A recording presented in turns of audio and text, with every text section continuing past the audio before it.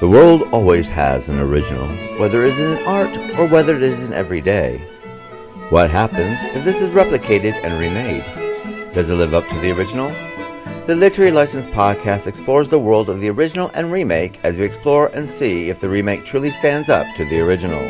With your hosts Joe Randazzo, John Wilson, Vicky Ray, and Keith Chago, where they ask the question, does the remake live up to the original? Hello, welcome to the Literary License Podcast. This is Make Remake. We discover the original film and the remake. And today we're discovering True Grit from 1969 and the remake from 2010. And before we get started, let's find out who's with us. We got David Cavallo with us. Hello, David. Hi, everyone. And Joe Randazzo. Hello, Joe. Hey, everyone. And Vicky's enjoying COVID in upstate New York, so she will not be with us. Get well soon, Vicky. No shame. No good thing when Vicky's not here. We can talk about her like she is here. So before we get started, let's find out what we've been up to. Starting with you, David. What have you been up to since last time we spoke to you? Well, pretty much the same. So work as usual. Yeah, not much, nothing really special going on. I mean, I went yesterday to the party of my company. They did like the summer party. That was all right. But nothing else major happening. I joined the gym. That's it. Really not much to say this time. And what about yourself, Joe? What have you been up to? Also like David, it's been a lot of work. I'm trying to think if there's any. I just finally saw Fool's Paradise last night, the Charlie Day film that, by the trailer, looked like it was going to be a modern day retelling of Being There, but set in Hollywood. And I guess I kind of set my expectations maybe a little too high, because like, this had none of the subtlety of Being There. This had none of the wit of Being There. It was a sledgehammer. Just every like surgical incision that Being There made in terms of comedy. This movie was just a sledgehammer of crudeness and annoying characters. And with the exception of Charlie Day and Ray Liotta, it seems like no one else kind of got the idea of Charlie Day's the director and the writer too, so I guess I should put some of the blame on him. But performance wise, Day is fantastic. He's doing basically like the way I saw it was like if Chauncey Butler was played by either Charlie Chaplin or Harpo Marx, which on the surface sounds great, but the main problem that I had watching this movie is what made Being There work was that while it did poke fun at the elites who are taking this character who's kind of a blank slate and projecting their own ideas onto why he's so great, they weren't complete and utter morons in that movie. Everybody in this movie is a complete and utter moron. So the best comparison I have to it is if it's like a movie of all Lou Costellos and no Bud Abbott, because you have no straight man. It's just everybody's crazier and dumber than the other characters. And by the end, it just kind of fell flat for me. I love the first half when basically what happens is Ray Liotta is stuck in traffic. He finds this Charlie Day, a mute Charlie Day, who they explain he's been through some trauma and he's now lost the ability to speak. He's not like a mute as in like he can't, it's just he's lost the ability to. He finds him selling oranges on the side of the road, and he realizes he looks just like this absolute asshole of a leading man that they have on their movie. So he brings him in and goes, this guy's going to take your place. And the first half of the movie where they're making a movie and he's constantly like, he's not an actor. So he's constantly looking at the camera and it's a lot more interesting. And then the second half, after the movie comes out, you kind of feel like you got the emotional climax when the movie they made comes out, but then the movie goes another hour after that. Oh, okay. So it's one of those where it's like, it got me wondering. And I when I got up this morning, because Sean had seen it in the theaters months ago, it got me wondering, was the premise of this movie going to be the making of that movie for Ray Liotta, the producer? And then maybe because Ray Liotta, died in real life. Maybe they had to rush something done. I don't know, but it just felt like a missed opportunity to me. Is it worth checking out? I guess. I don't, like if you're someone like me who's expecting it to be being there, part of it is that it's just, I mean, how is it supposed to match up to one of the greatest comedies ever made? It kind of looks like it's an attempt to do that, but in my opinion, it just falls a little flat. Okay. Who Being There was directed by what? Hal Ashby. Hal Ashby, yeah. He had Harold and Maude and 9 to 5 and so on and so forth.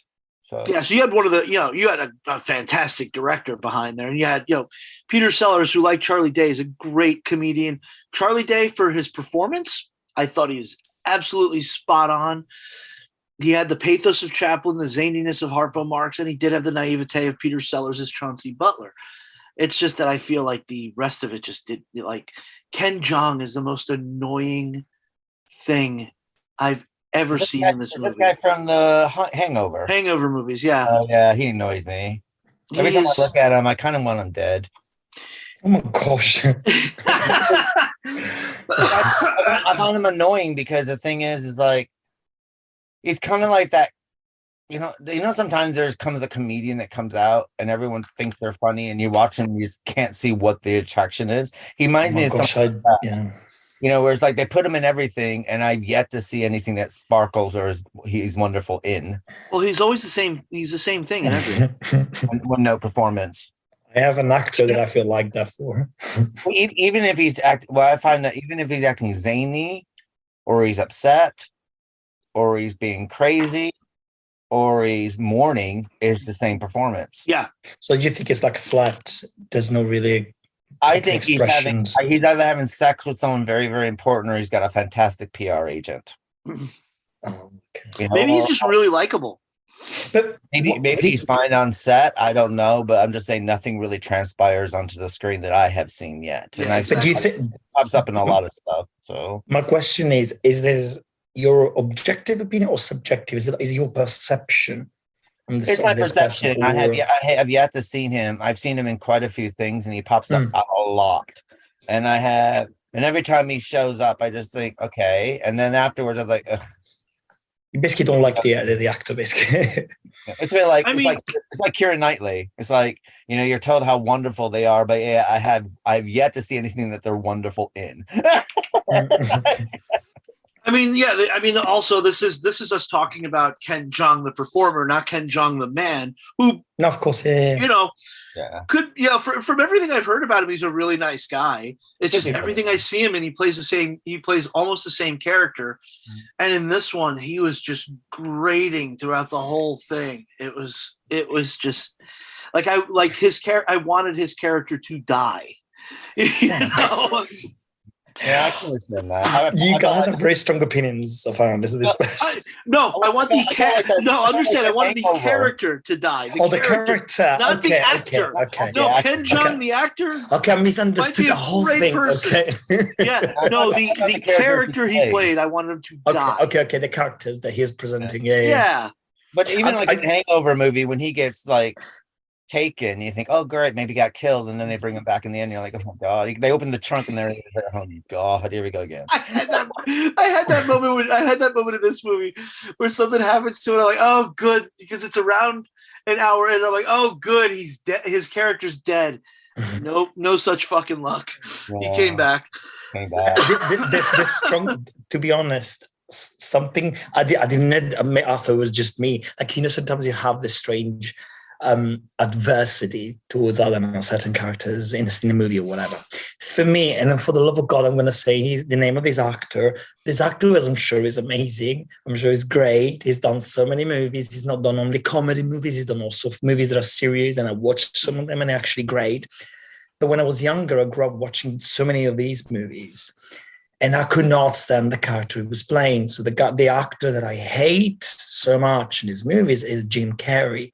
I cannot stand him in movies like The Mask or what was the movie about him trying to save the animals? I can't remember. Ace Ventura, Pet Detective. Yes, that's the one. My brothers adored him when we were younger. I just could not stand the I mean, character. I just like find it so irritating.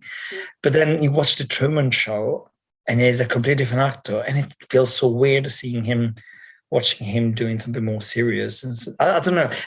I haven't watched the whole filmography of whatever he has done, but I don't know. His comedy, maybe I don't get it. Maybe it's just me. But his not comedy really is very understand it. broad. That's the thing with Jim Carrey is his comedy is very, very broad. Well, it's often lowest common denominator too. Well, The Mask and Ace Ventura and things like that are more of a spin-off of his In Living Color days. Yeah. And then he wanted to take it more serious. I mean, to be honest, even before In Living Color, when he did movies before, I mean, he played a suicide teen in a TV movie that he was quite good in before he became a comedian. And then I think next thing I saw him in Earth Girls Are Easy with Jeff Goldblum and Julie Brown and Gina Davis, and he plays an alien with Damon Wayans.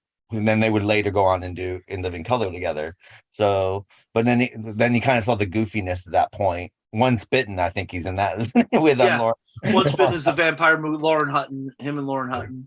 Yeah, so that being said, he's been around. He had like his teenage thing, and then you can see where he went into the and then he saw where then I'm going to be an actor. Yeah, obviously. I mean, it's changed. So for example, I love two specific movies. I love the Jim Carrey. I generally hate the sort of comedies. I mean, maybe because they were from the 90s, there was a different comedy. I don't know. But then when you watch The Grinch, that's my absolute favorite Christmas movie, for example, because you have the comedy. The Grinch. I love it because it's like a fairy tale. So it's kind of like a comedy that has a teaching. And then for me, it's something, I don't know, I love things that teach you. So when it's just comedy for the sake of comedy or something just for the sake of itself, I'm just kind of like, okay, especially comedy. I want comedy that like makes you laugh, but also makes you think. So The Grinch, we're getting into this conversation about Christmas. I'm not a Christmas believer. I don't like Christmas in general, but The Grinch brings out the reason why I don't like Christmas, because it's just all fake and spending money and whatever. And then he's the evil character who's telling to the people.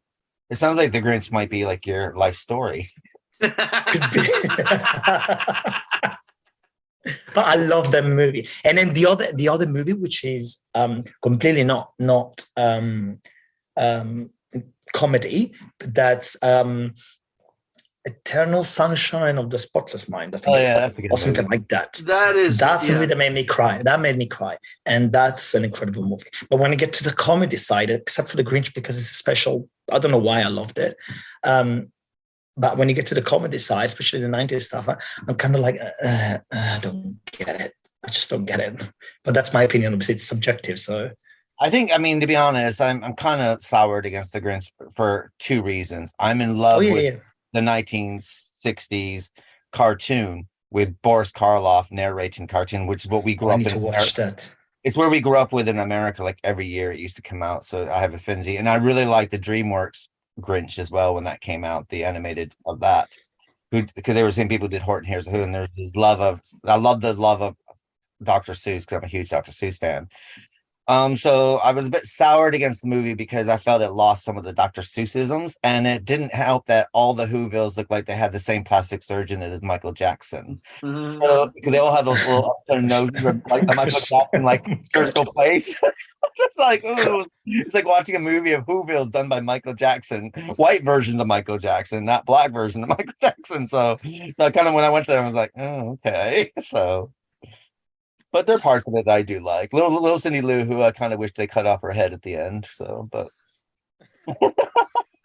I actually visited the sets because as of 10 years ago, the sets were still standing on the Universal lot, and they were part of the VIP tour. So it was kind of cool being on the sets of that movie. Then right on the other side of the set, literally the wall of the mountain of Whoville. Behind it is the Bates Motel, and then up the mountain is the Bates house. So the placement was perfect. I guess The Grinch, because it came out around the same time as Nightmare Before Christmas. No, That's I think this Grinch came out a while after, didn't it? It came out a while because I just remember it kind of like because Nightmare Before Christmas was like 93. I think I was already I was a kid. I think I was an adult before the Jim Carrey Grinch movie came out. Because I kind of always looked at the Grinch was like it was to me when I watched it. Maybe this is what it is. Oh, 7 years. It felt like a Tim Burton movie that wasn't a Tim Burton movie. Like an artificial Tim Burton film. Ron Howard trying to make a Tim Burton movie is what yeah. Yeah. And that's what and I have a problem with Ron Howard films anyway to a certain extent. So why? What's the reason? Ron Howard films tend to have this weird sentimentality to it without any of the substance. I mean, Ron Howard, you know him from Happy Days. And I grew up with Ron Howard. He's in one of my favorite movies when he was a little kid. He was in The Music Man. He was also in the Andy Griffith Show as Opie, and then he graduated into TV when he did Happy Days, and then became a director. And not all his stuff is bad, but there is this kind of a weird Americanization of his stuff that he does. And I think that for me, for a Grinch movie to succeed in live action, it kind of needs more of that German expressionism to be added to it, because the thing about Dr. Seuss, he's quite fun and light, but there's always this dark, sinister thread. Like with all great children's books anyway, there's always a darkness to it, like Roald Dahl or Where the Wild Things Are. Well, season 7, we'll be looking at a lot of these dark threads for children literature sort of thing. But yeah, so I think that's yeah, and I think also I kind of missed it's the padding of the story as well. I think I liked it when it stuck to the story, but when they padded it out to make it a feature film, and that's where I lost me a little bit. Plus, it didn't help that when I went to cinema, there's these mothers and their children, and they didn't know how to control them. They were running all over the theater at the time. Oh, for the love of so that might have something to do with it as well. So I probably have to put you in a bad mood already. I probably need to revisit it because I haven't seen it since I went to the movie theater. So I probably did at some point. I'm looking through Ron Howard's filmography, and the fact of the matter is, a lot of the movies that he did direct that I liked, I forgot that he was the director. Mm. Oh wow! Apollo 13, that's him, isn't it? Give us some Apollo titles. 13. Apollo 13 is his solo. The solo A Star Wars Story is his. The Da Vinci Code, A Beautiful Mind. Oh my God. Willow. Backdraft. I love Backdraft. I forgot it was a Ron Howard movie. Frost Nixon. I like Frost Nixon. Forgot it was a Ron Howard movie. Splash. Ransom. Splash. Oh my gosh. My colleague loves that movie so much. Ransom I liked. I like Ransom a lot. Yeah. Well, it was kind of like that Liam Neeson movie before Taken. It's kind of Taken before Taken existed, Yeah. But yeah, Beautiful Mind. Yeah, I didn't like that. I hate Russell Crowe, so that's my fault. That has nothing to do with the movie. Beautiful Mind, The Da Vinci Code, Willow, the last one flopped. I remember Hillbilly Elegy. I remember it came out a couple years ago, and it was I think it was his attempt at getting an Oscar, and nobody liked it. I remember the Da Vinci Code. I remember seeing Willow at the IMAX in Denver because I was living in Colorado at that point. So I remember Willow is the movie that they actually put on the Disney Plus channel now, right? I mean, at Christmas they did. They made a TV series out of it as well, or they tried. Oh, really? I didn't. They already took it down. They already took the tax write-off on it, so it's gone. Yeah. Well, the movie or the series? The series. The series is okay, because I really need to watch the movie because I watched it when I was a kid. Willow's I don't remember anything. I think Willow's one of those movies that I think people of that era who saw it still kind of love it. Mm-hmm. But I think in history it will come down with Val Kilmer meeting his wife. But Joanne Whalley Kilmer. Well, Joanne Whalley, was coming off Scandal and all these great movies, and kind of like they got together, and then she kind of disappeared. Like what happens to some people when they get married? It's like they're doing really, really well, and there's someone famous, and you never hear from them again. They're kind of in the background from that point forward. But yeah, and it had the little person like Warwick Davis, and he was in the new version as well. Yeah, and before that, I think he was famous for playing an Ewok. So. Yeah. And I think up until Peter Dinklage, he was probably the biggest of the, well, no pun intended, the biggest of the I guess technically he's a dwarf. Is that? Yeah, dwarf. I guess up until Peter Dinklage kind of blew up in the last decade, I guess he would have been the biggest name out of all the. Yeah, I mean, I think Peter Dinklage has become known as a serious actor, where Warwick Davis is kind of when he did stuff. It's kind of like I don't think he was ever taken as a serious actor, but he always was. He worked well. Yeah, well, he's Leprechaun too. Yeah. How'd I forget that? He was the Leprechaun. Yeah, Leprechaun. Yeah. Okay. Except in the last one, it wasn't Warwick Davis anymore. It was it was the WWE wrestler, tiny WWE wrestler. I don't remember his name right now. Was he the first Leprechaun? Yeah, he was in the first like seven or so of them. So he's in the first movie with Jennifer Aniston. Jennifer Aniston, yeah, he's in that. Jennifer Aniston's first movie. Yeah, I watched it recently. It's I don't dislike it. I the only one I really did not like. I went through almost the whole series in the last couple of years. I liked the first one. I did not like the second one. The third one in Vegas, I think, is the best one. Leprechaun in Space, I didn't like either because it just looked like they just cheaped out on it. That was a hard set through. That one was.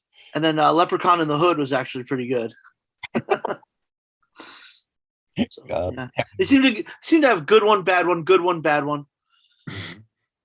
I'm surprised. I mean, people must have watched them for them to keep making it and keeping on holding on to the franchise. So. Well, the third one went straight to video, I think, but it did so well in the direct to video market that they greenlit a fourth one, but then they cut the budget so much, like you could see just how cheap everything is by the time you get to Leprechaun in Space, and then Leprechaun in the Hood, they gave it a little more money, and it was actually kind of engaging. So. Didn't they try to reboot the franchise not too long ago? Recently. That's when they got that WWE wrestler to play him. Oh, yeah. That's where they were like in the woods or something. Yeah. Yeah, I seen like that. Leprechaun Origins or something like that. Yeah, I knew they tried to reboot the series. So. I think it was made for Sci-Fi Channel, and I think like nobody watched it. Shame. Well, I watched it. So. It's on the DVD set of all the movies. I haven't gotten to. I've only gotten to Leprechaun Back to the Hood. I haven't gotten to, which I think is the 6th. I haven't gotten to the 7th or 8th yet because there's Leprechaun Origins and Leprechaun Returns. I think Warwick Davis is not in either one of those. No. So what else have you been up to? Aside from that, just working a lot and it's already burning me out again. That feeling. Well, what have we been to? We went to see Craig's art exhibition. He had 2 really good photographs there, and it was up for. And he got an honorable mention, which was quite good. And I mean, his photography is really, really good. Which, if you get our newsletter, you can click on that and see his photography because he has his own web page for all that stuff. But yeah, he did. So we went to that. That was quite nice. Saw a fantastic movie, which is on Shudder, which I highly recommend, called Becky, starring Lulu Wilson. Oh, I haven't seen it yet. I've seen it when I turn on Shudder. Excellent. Watch it. The sequel's just come out, called The Wrath of Becky. And it's got fantastic reviews. So I'm actually thinking, you listeners out there, who knows what happened, but maybe at the end of August, maybe we will cover Becky as part of our family to spring us off into a family season for season 7. So, but I've actually ordered The Wrath of Becky on Blu-ray, so I'm hoping to watch the sequel to that. But the first one was really, really, I was quite taken by surprise. But I need to watch something a bit bored. Well, I'll watch this. Fun. I thought it'd be mindless fun, but really good. Acting in it was great. Everyone in it's really good. It has who's the actor who was in Mike and Molly? Okay. Actor? I don't remember his name. I know who you mean. I just can't place him. Something James. But anyway, he plays the villain in this piece, and he's really, really good. So, but yeah. But sorry. Go ahead. No, I say if you want to see a 13-year-old getting revenge, great one to watch, and done really well. It's Kevin James and Joel McHale. Wow, it's yep. All two male leads are both comedic actors in your horror movie. That's odd. Oh, it's not on Shudder here in the U.S. anymore. Oh, it's on Shudder here in the UK. If you get a chance to see it, watch it. It's it was so. Actually ordered the Blu-ray of it because I loved it so much. I thought that's what I did with Watcher last year. I saw Watcher on Shudder and I immediately bought the Blu-ray. I was like, this is so good. There is something else. I haven't seen it yet, but it's the director of We Are Still Here, which we covered on the podcast a couple months ago. He made a new movie on Shudder called Brooklyn 45. It looks like I haven't seen it yet. I've seen the trailers for it. I know it's on Shudder, so I'll check it out eventually. Yeah, I was gonna check that out. I put that in my watch list. Actually, I saw that on Shudder because I decided it's time to go back to Shudder and see some good horror for a change. And I want, because that's for people out there. I mean, we did cover Shudder in season 2, 3 because at that point they were doing a little bit of promotion for us, and we were promoting them. So for a while there, we were just watching Shudder, and I had to sit there and say they have the best independent horror films. They do. My only issue with Shudder right now is fix your damn app, because I try to watch Joe Bob Briggs live on Friday nights, and the last 4 weeks in a row, I haven't been able to get on, and there's really no excuse for not being able to get on to a service that I pay you for. Yeah, and their Amazon Lincoln is not excellent either. Because it's really hard to find what you're looking for on it. Everything's there. You just have to scroll through a lot of stuff. And even they used to have like what's new this month. They used to have it. Now they don't. So you have to like scroll through all this. And the thing is, they have a lot of stuff on there.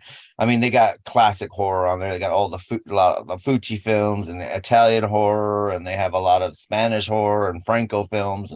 But sometimes you kind of want to see what's new, so you have to scroll through a lot of stuff. And anyone who's out there, for the 3 documentaries in the Search of Darkness, part 1, 2, and 3 alone is worth the price of them for the cost each month. So if you're into 80s horror and you want to know everything that came out in the 80s, that's fantastic. Each one's like 3 hours long, so they are very in depth. I don't know if they're doing any more of them. I've only seen the first one so far, but yeah, it's basically going through every single horror movie that came out in the 80s. Another one that's quite good actually has a YouTube channel, which we do advertise on our website. On our website, but on our newsletter, is Movie Timelines, and he's doing all the 80s. So he did the 1980, and he did all the horror releases of 1980, and now he's doing 1981. And it takes him a good year to 2 years to do each year of 80. So he's only with the amount of movies by the time I'm 90, I'll see it up to 89. So, he does all this on his own. So, so it takes a little bit more time. But yeah, no, highly recommend it.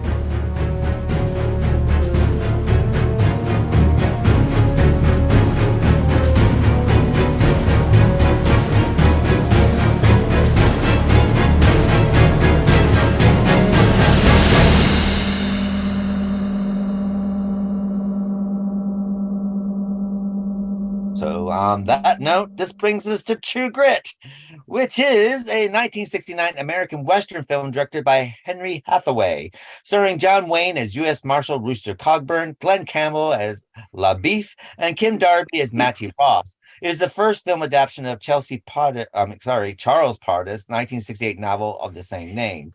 The screenplay was written by Marguerite Roberts. Wayne won an Oscar for his performance in the film and reprised his character in the 1975 sequel, Rooster Cogburn, starring Katharine Hepburn. Historians believe Cogburn was based on the Deputy U.S. Marshal Heck Thomas, who brought in some of the toughest outlaws. The cast also includes Robert Duvall, Dennis Hopper, Jeff Corey, and Strother Martin. The title song is sung by Glen Campbell, was also Oscar nominated.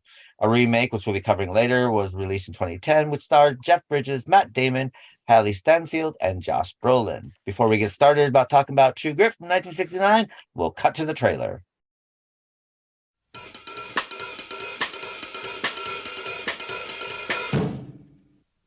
Says Life magazine, True Grit is good enough for me. It's good enough for you, and if it isn't good enough for some movie company, then the free enterprise system is really going to hell. Move along! They tell me you're a man with true grit. Well, what do you want? Speak up. I've already wrinkled the paper. It's pretty loose because your makings are too dry.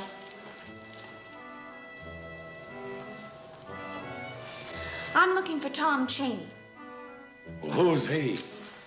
He's the man that shot and killed my father, Frank Ross. Says the New York Times, as touching as it is irreverently amusing. Marshal Rooster Cogburn and I are going after the murderer, Tom Chaney. How did you light on that greasy vagabond? They say he has grit. He's a notorious thumper. He's not a man I would care to share a bed with. Nor would I. And now, Paramount Pictures presents the Hal Wallace production, True Grit. Starring John Wayne as Rooster Cogburn, the most colorful character he's ever played. If I smelled as bad as you, I wouldn't live near people. Kim Darby as Mattie Ross. My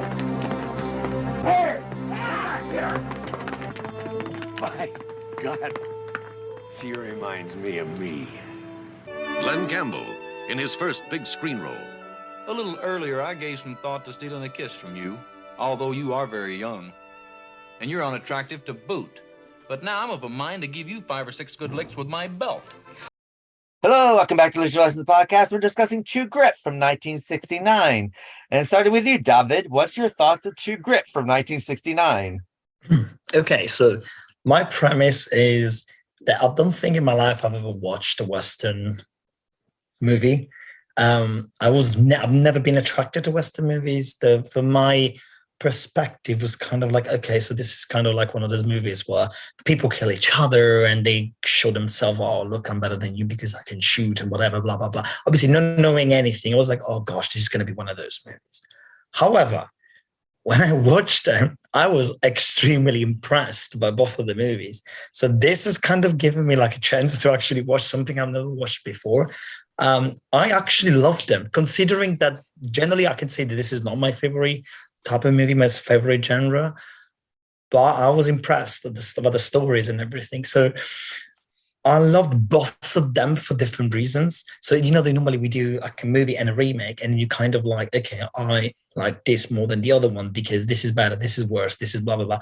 For them, it's kind of like saying, I'm going to sound very like heretic saying this, but like, like in the Marvel universe, when you have like different timelines or like parallel universe sort of thing, that's what it felt like, because there were scenes that were exactly the same, and then they were saying exactly the same words, and the scenes were exactly the same, whatever. And for me, it was kind of like rewatching the same story twice with kind of slightly different things. I enjoyed both of them. I loved the old one because it kind of gave me like a genuine. It kind of like made me jump, like to have like a view of the past, like this past, which we don't really study this at school when in Italy. We don't really study the history of the United States and America, etc.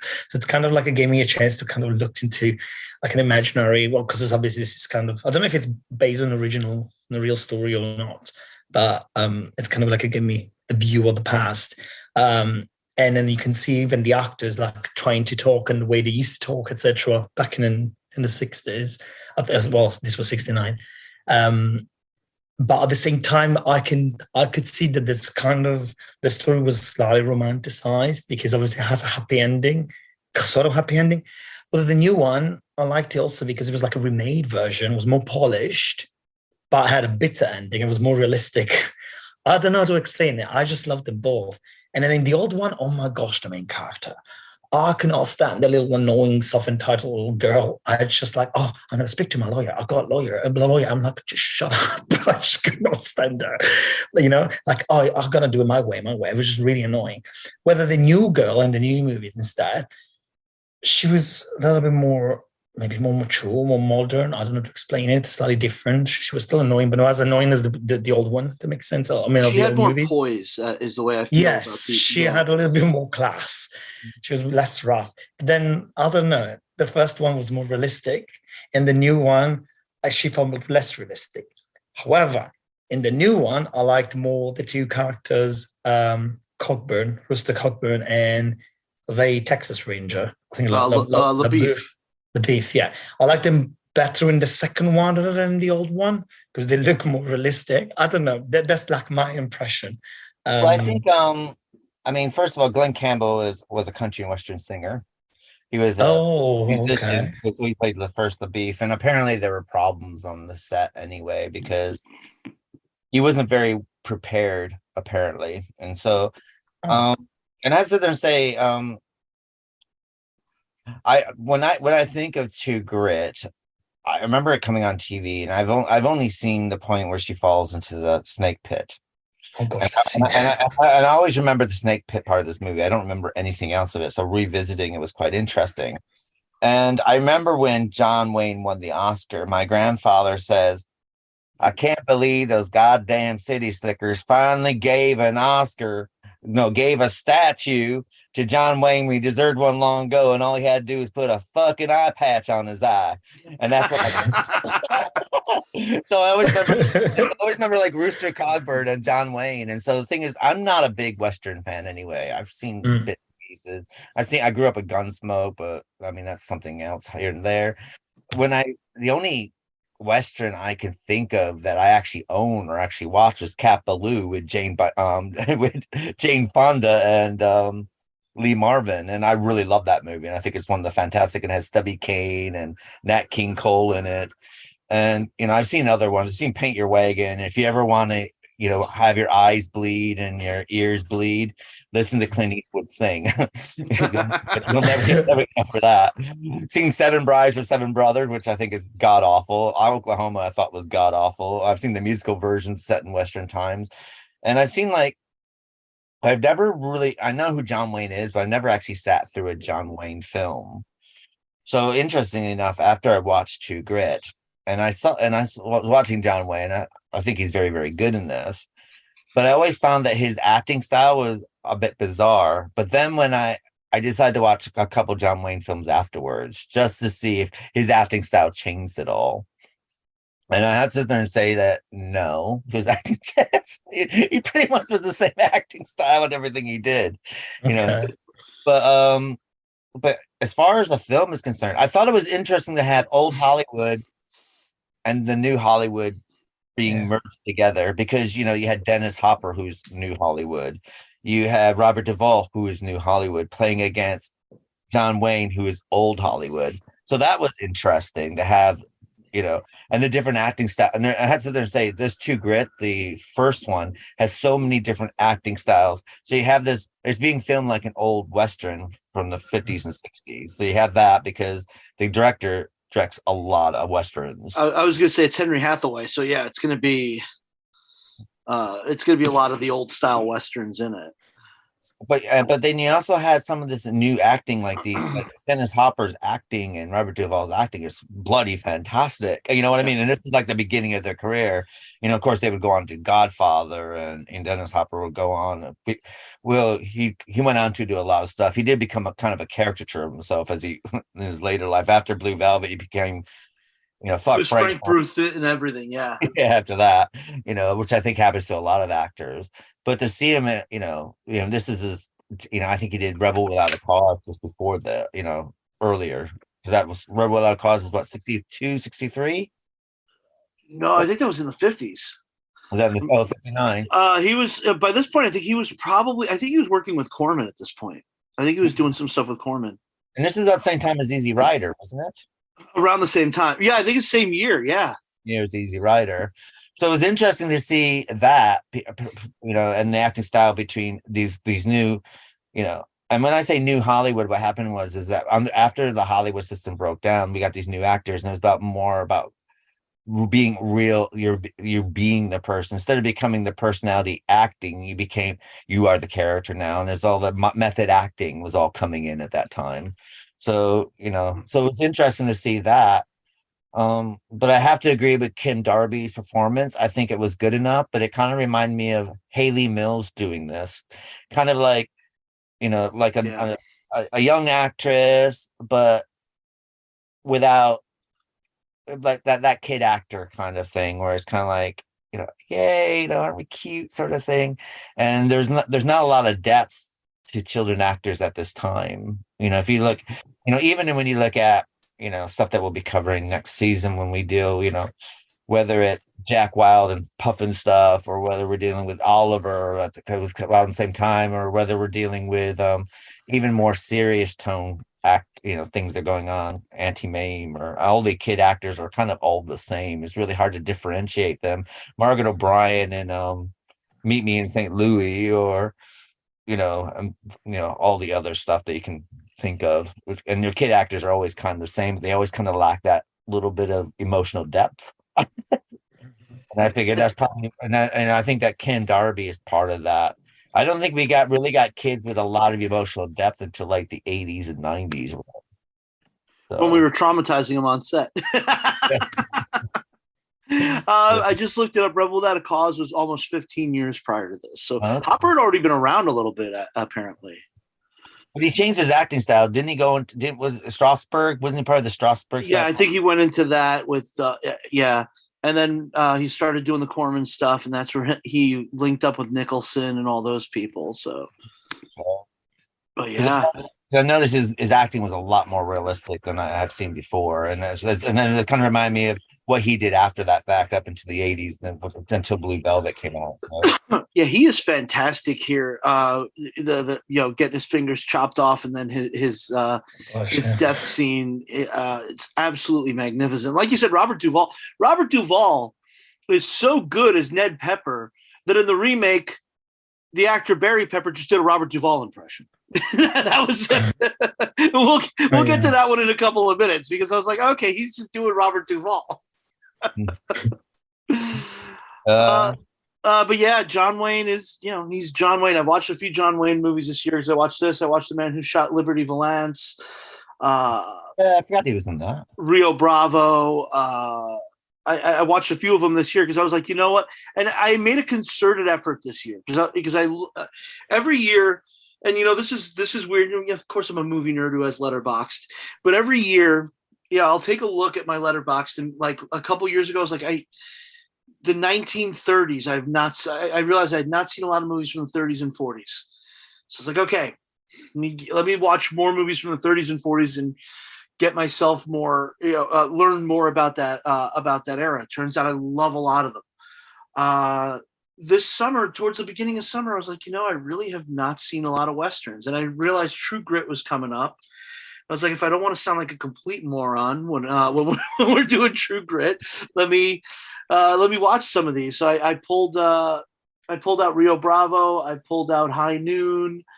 Man Who Shot Liberty Valance, and started to cut. But you're right. With John Wayne, I'm noticing it is a lot of the time John Wayne is John Wayne.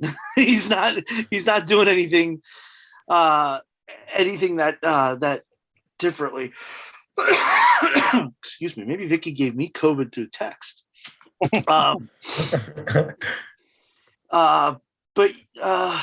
So where was I? So yeah, I've started getting a little bit of a fondness for his work, but yeah, I'm noticing it is a lot of the same old. I watched some of his stuff from the 30s, and I watched some of his more famous stuff. The Criterion sales going on, and when I was at Barnes and Nobles, I picked up a copy of Stagecoach. Haven't watched it yet, but I just picked that up a couple weeks ago, and I'm going to knock that out before long, probably this weekend sometime. So yeah, I'm trying to grow my appreciation of Westerns because I've only really seen like the Sergio Leone stuff before this and the Clint Eastwood stuff. So I've been watching more of the Jimmy Stewart stuff. But yeah, performance wise, I agree on Kim Darby. It's weird because in the 1969 movie, Mattie is more almost androgynous than in the 2010 remake, where you would think that would be something that we would do. We would do something like that more recently. As far as her performance, yeah, like you said, she's just, hey, I'm cute and I'm going to get under the skin of these these rough bounty hunters and sue the hell out of everyone. yeah, starting to sue everybody. She was so annoying. She did. I'm trying to remember now. Did she end up sleeping in the morgue in this one too, or was that just in the remake? No, this is the remake she did, which I think they added to. From what I understand, they added that too. It's not in the book either. So, but here she just has to sleep with The grandmother. the mother of the person who owns the house. I mean, I guess I mean, it's kind of a difficult thing, I guess, because she might sound annoying, but if you think about a female in that time period to be able To to fight all for, that yeah. stuff, I mean, and to be a little girl and she's in charge of the family and her mother's, she's doing what her mother should be doing, really. And she's the one that father comes to about running the farm. And after he gets shot, it's up to her to do all this and then, throw her weight around, even though she doesn't have any much weight around. So I think that, and I'm trying to think of like a young actress that you could get away with doing this, but I can't think of one. In that era, no. In that era, I can't think of anyone either. Like The in only that one I era, think of close to would be Natalie Wood, but she would have been too old by this time. like she would have been like the type of actress you would have needed would have been like Katharine Hepburn in the 30s. Yeah. Which by this point, Katharine Hepburn's in her 40s or 50s. Yeah. So yeah, she would have been too old for the role too. We need someone who's like spiky but strong and being able to be very, very assertive. It's strange that there were more of those more women like that in the 30s than in the 60s. Well, I mean, you got to remember we're kind of coming out of the Leave It to Beaver stage, and we're kind of going to this. Marilyn Monroe was huge, in the 50s, and then in the 60s, we had, the women roles started to change. I mean, we had Faye Dunaway emerging out of this. She would have been too old for the part again.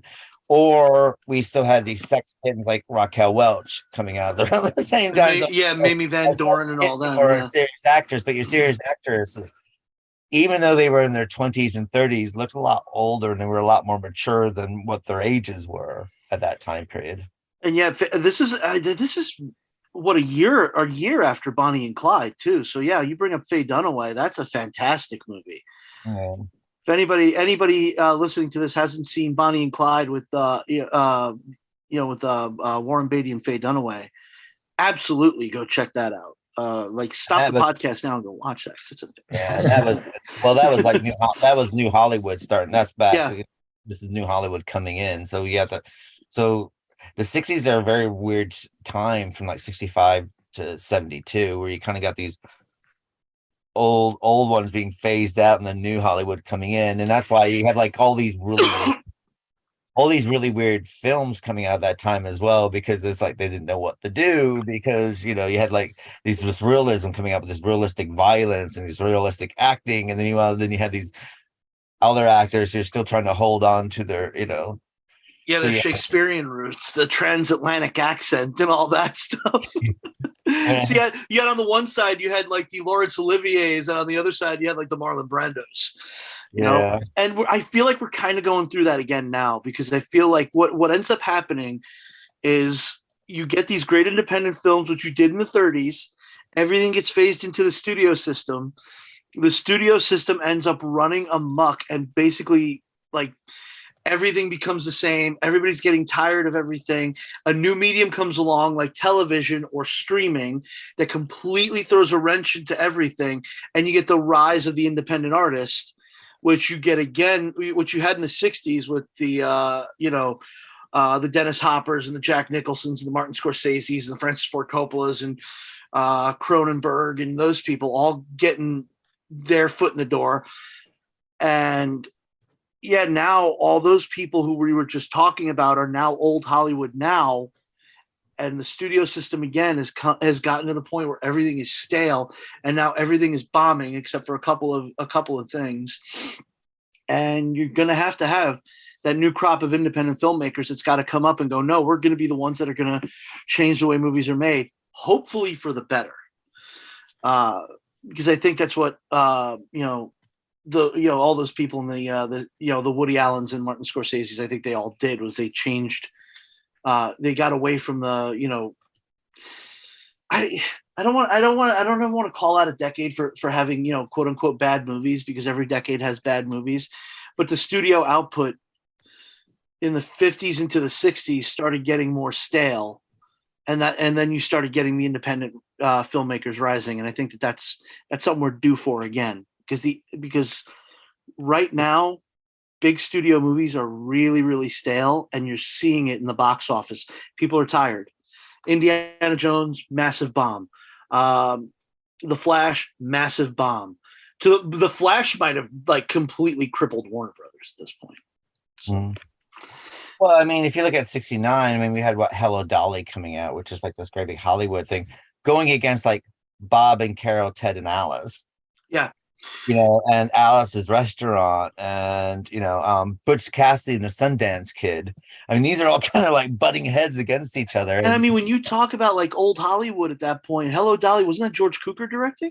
Yeah, it was. George Cukor directing, Rosalind Russell. This is all like really old Hollywood. Like this is like people who were at their peak in the late 30s and early 40s. So yeah, you definitely had that that big butting heads moment at that point. Well, and we also had like Sweet Charity up against like the Sterile Cuckoo and all and they see horses, don't they? All the Sidney Lumet started coming out around this time period. So it's kind of like, there's kind of like this where Hollywood studios didn't know what the hell to do, and I guess that brings us back to John Wayne winning the Oscar, and I'm kind of wondering if that's the reason why they win the Oscar, because it's like the last 62 Grit's like the last hurrah of Hollywood. And after this, if you look at things that win from 1970 onwards, we are into the Stanley Lumet films, and all the other more realistic films they're the ones that start. You can start seeing William Friedkin, Francis Ford Coppola. Those are going to be the people that are going to win. Polanski, Polanski. Well, yeah, Polanski at this point, he was already up and going, because he had already made The Fearless Vampire Killers, The Tenant. Rosemary's Baby. Rosemary's Baby was the previous. Oh my God, yeah, that was the previous year. That was the year before this. So yeah, I didn't even think of that. Yeah, it's like they were all kind of. If you think about those, they were all kind of snubbed at the Oscars at that time. Yeah. So this is like the last hurrah of Hollywood, and I guess that's what when I looked at True Grit, it kind of reminded me that, because it's like this is like the last link before. The Oscars. Did you say it was your father that said they finally gave one to John Wayne, or my grandfather? Yeah, or your grandfather.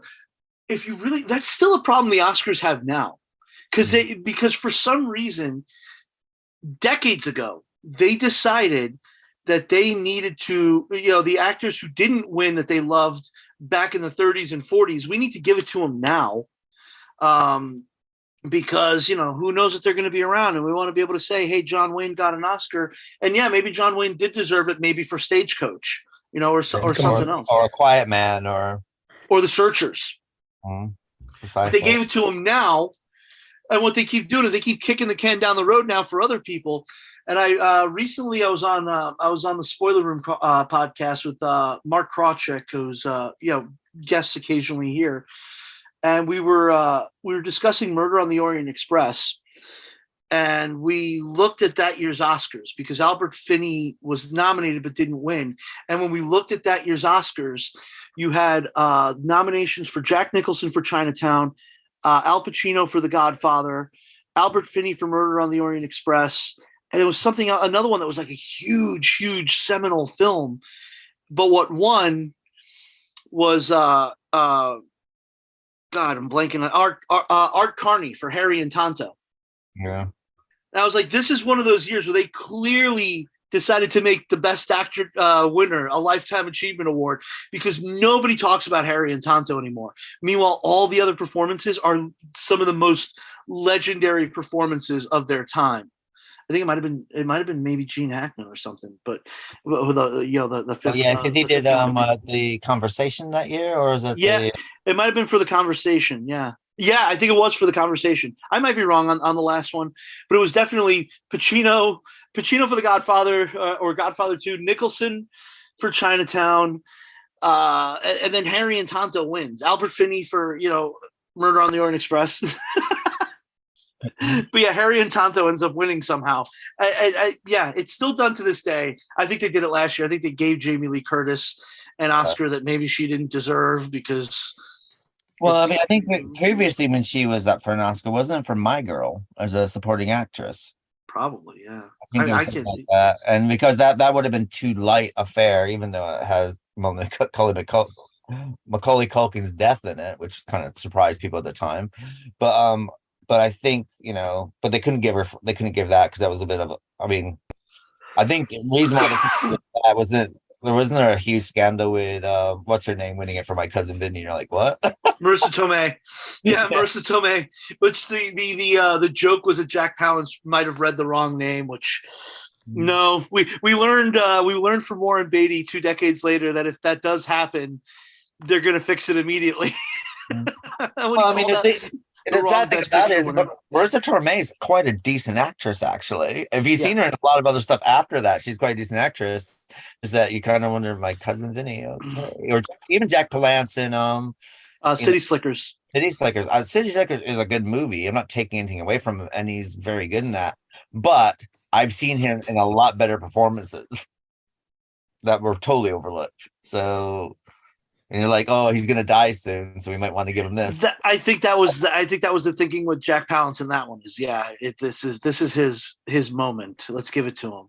And I think they learned their lesson when you look at things like Hitchcock, who never won an Oscar. Mm-hmm. Ever. Alfred Hitchcock's never won an Oscar. And the only movie his to win Best Picture, he did not win Best Director for. That was Rebecca. Yeah. And then if you look at his whole takeout, to this day, every single director in our world and in previous our world always pulls their hat down to Alfred Hitchcock as the reason why they've gone into directing. So what does that say? That's kind of a bizarre thing when you think about the whole thing. Why? I still would like to know why. Why didn't he ever win? I've got a question about this. What's up? So you're discussing the nominations, etc. It appears, obviously, I don't really know how they work, but they appear to me that this is a kind of like a political game, like a kind of like a strategy thing, rather than really someone or some director or some movie really deserving an Oscar. It's kind of like, oh, we're going to do this because. So there's all this strategy and politics that are involved, which is kind of like makes me feel like, does it really matter if someone won an Oscar or not?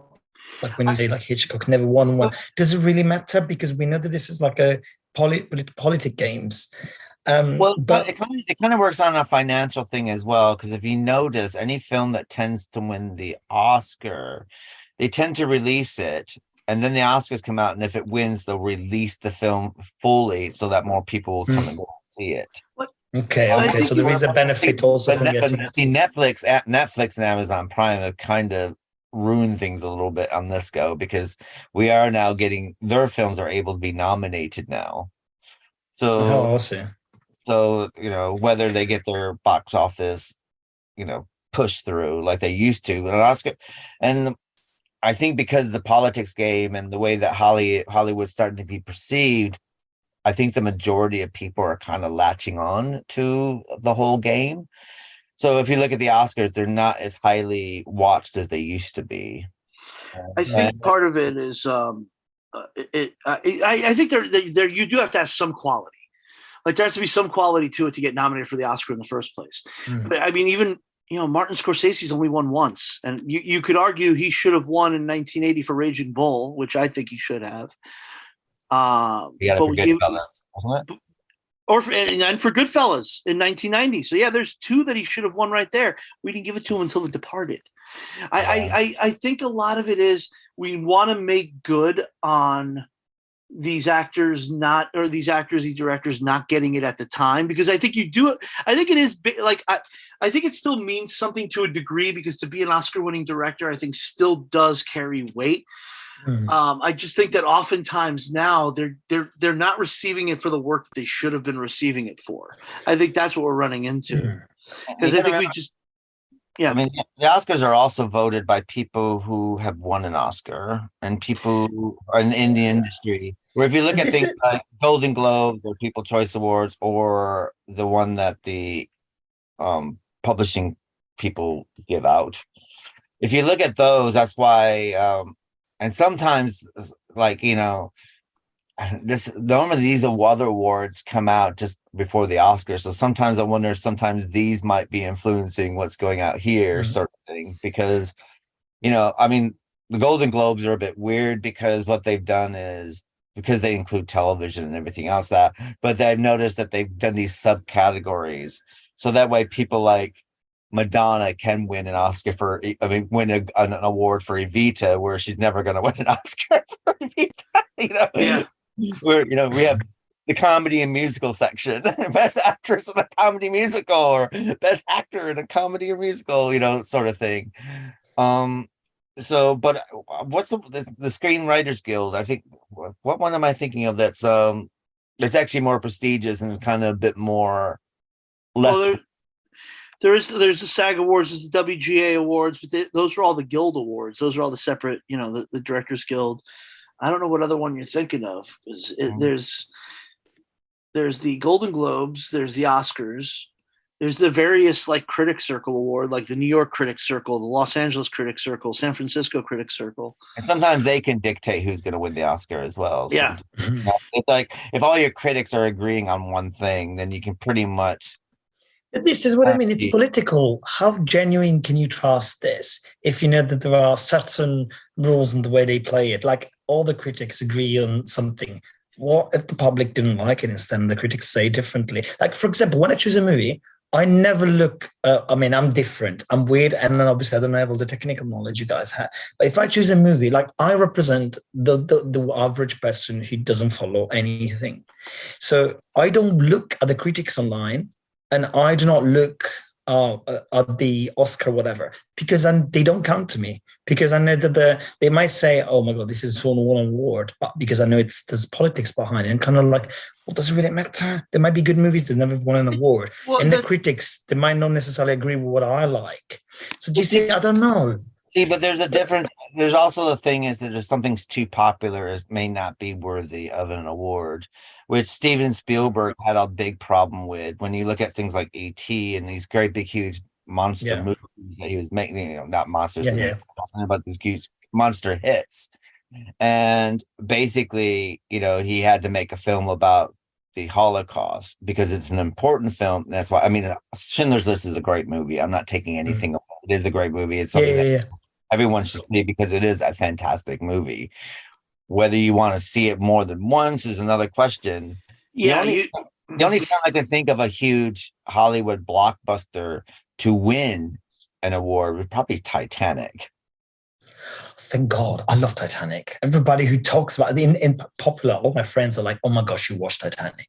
I love it. What can I say? I just love it. But it is one of those movies that was a huge box office success. And normally these huge box office success win stuff for cinematography, or they win special effects, or they will win an Oscar for best original song, or win an Oscar for, art direction or something like that. They don't normally win the best picture award. So that was a bit of I was surprised by that winning sort of thing. But then I wasn't surprised by that winning because because it was a juggernaut that year and everybody liked it. LA Confidential should have won.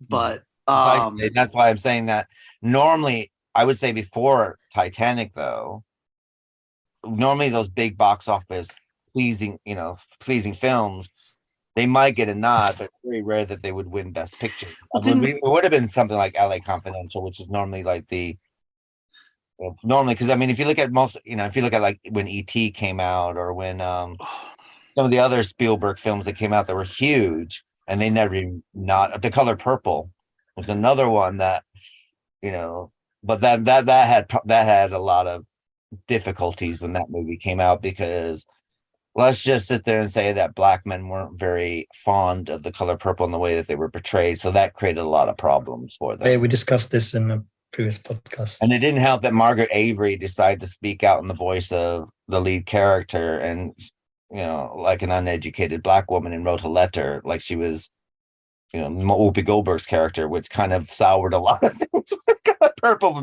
which is like, it was like, Margaret Avery, what the hell are you doing? It's like, you played plug. And she's like, I was like, I'd like to win the award, and this is the way that she's written the letter. Like, what are you doing? So that had a lot of problems, basically. So that might be the reason why things like the color purple.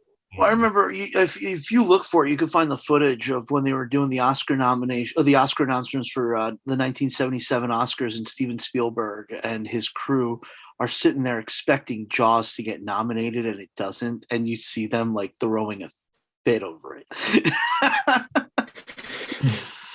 I mean, I do like watching the Oscars when a person thinks they're going to win and they don't win, and you see the look on the face. I do like that. There is a little bit of unintentional comedy with that. Because you could tell that everyone thought that such and such was going to win, and then someone else totally wins, and by surprise, you get these surprise ones every once in a while. Well, I mean, the Oscars did themselves no favor 2 years ago. If you remember, that was the 1 year they decided that year, for whatever fucking stupid reason, even though they don't know what's in the envelope, because it's done by an outside company who keeps the envelope sealed until it's open. They don't know who's going to win it, but everybody thought that Chadwick Boseman was going to win Best Actor posthumously, to the point where they moved Best Actor to be the final award announced that night. Usually it's Best Picture. They decided this year, they were so certain it's going to be Chadwick Boseman, they were moving it to the end, and then Anthony Hopkins wins. And everyone was pissed. And I think had you not done that, had you not moved it to the final award of the night, if Anthony Hopkins would have won, and everyone, oh well, whatever. But the fact that you went out of your way to change the structure of the Oscars made everybody think they're gonna celebrate this man at the very end. They're gonna celebrate him posthumously at the very end. And even Hopkins was surprised, like, I didn't think this was gonna be me. What was Chadwick up for? I don't remember. I can look it up real quick. It wasn't Black Panther, was it? I don't think it was Black Panther. Okay, that's good. I think it was like a couple years after Black Panther. Let me see Chadwick Boseman and look up the Oscar real quick. But Anthony Hopkins won for the father. Yeah, Chadwick Boseman. I mean, when I think of the Oscars, I always think of Kate Winslet in a TV series called The Extras, written by Ricky Gervais. Yes, I love that series. And there's one part he's playing. Ricky Gervais is an extra, and he's an extra in all these other films. And at one point, Kate Winslet's filming a film, and he's one of the extras, and he asked her why she's playing this character. She goes, "I'm a nun who's been raped, and I'm stuck in the Holocaust." She goes, "I'm guaranteed an Oscar this year because I'm going to die at the end of this film." And if you look at a lot of your Oscar things, there are some guarantees that you might be up for an Oscar if you just figure yourself like Nicole Kidman in The Hours. She put on a fake nose, or if you in a Holocaust film tend to guarantee like some at least a nomination. A nomination at least. You're playing someone who's developmentally challenged, you're going to get nominated. No, maybe not anymore. Yeah, maybe not. Well, nowadays, we wonder if they can get actors. They might have to, if you're playing. I don't know if you can do Beautiful Mind now, because you might have to hire an autistic actor now to play those things. Or you die at the end of the film. That always helps. Ma Rainey's Black Bottom is the nomination that Chadwick Boseman got. Well, I can understand why he didn't win. That movie didn't win. I mean, it's it's a stage adaptation, which the film feels very stagey. When sometimes they take a play and they kind of film it for movies, and you get like a stagey version of it. It kind of felt like that, so I can understand that. Yeah, or the case of Leonardo DiCaprio is another one that guaranteed him an Oscar. He had to go get raped by a bear. Yeah, raped by a bear. Everybody knew he was going to win that year.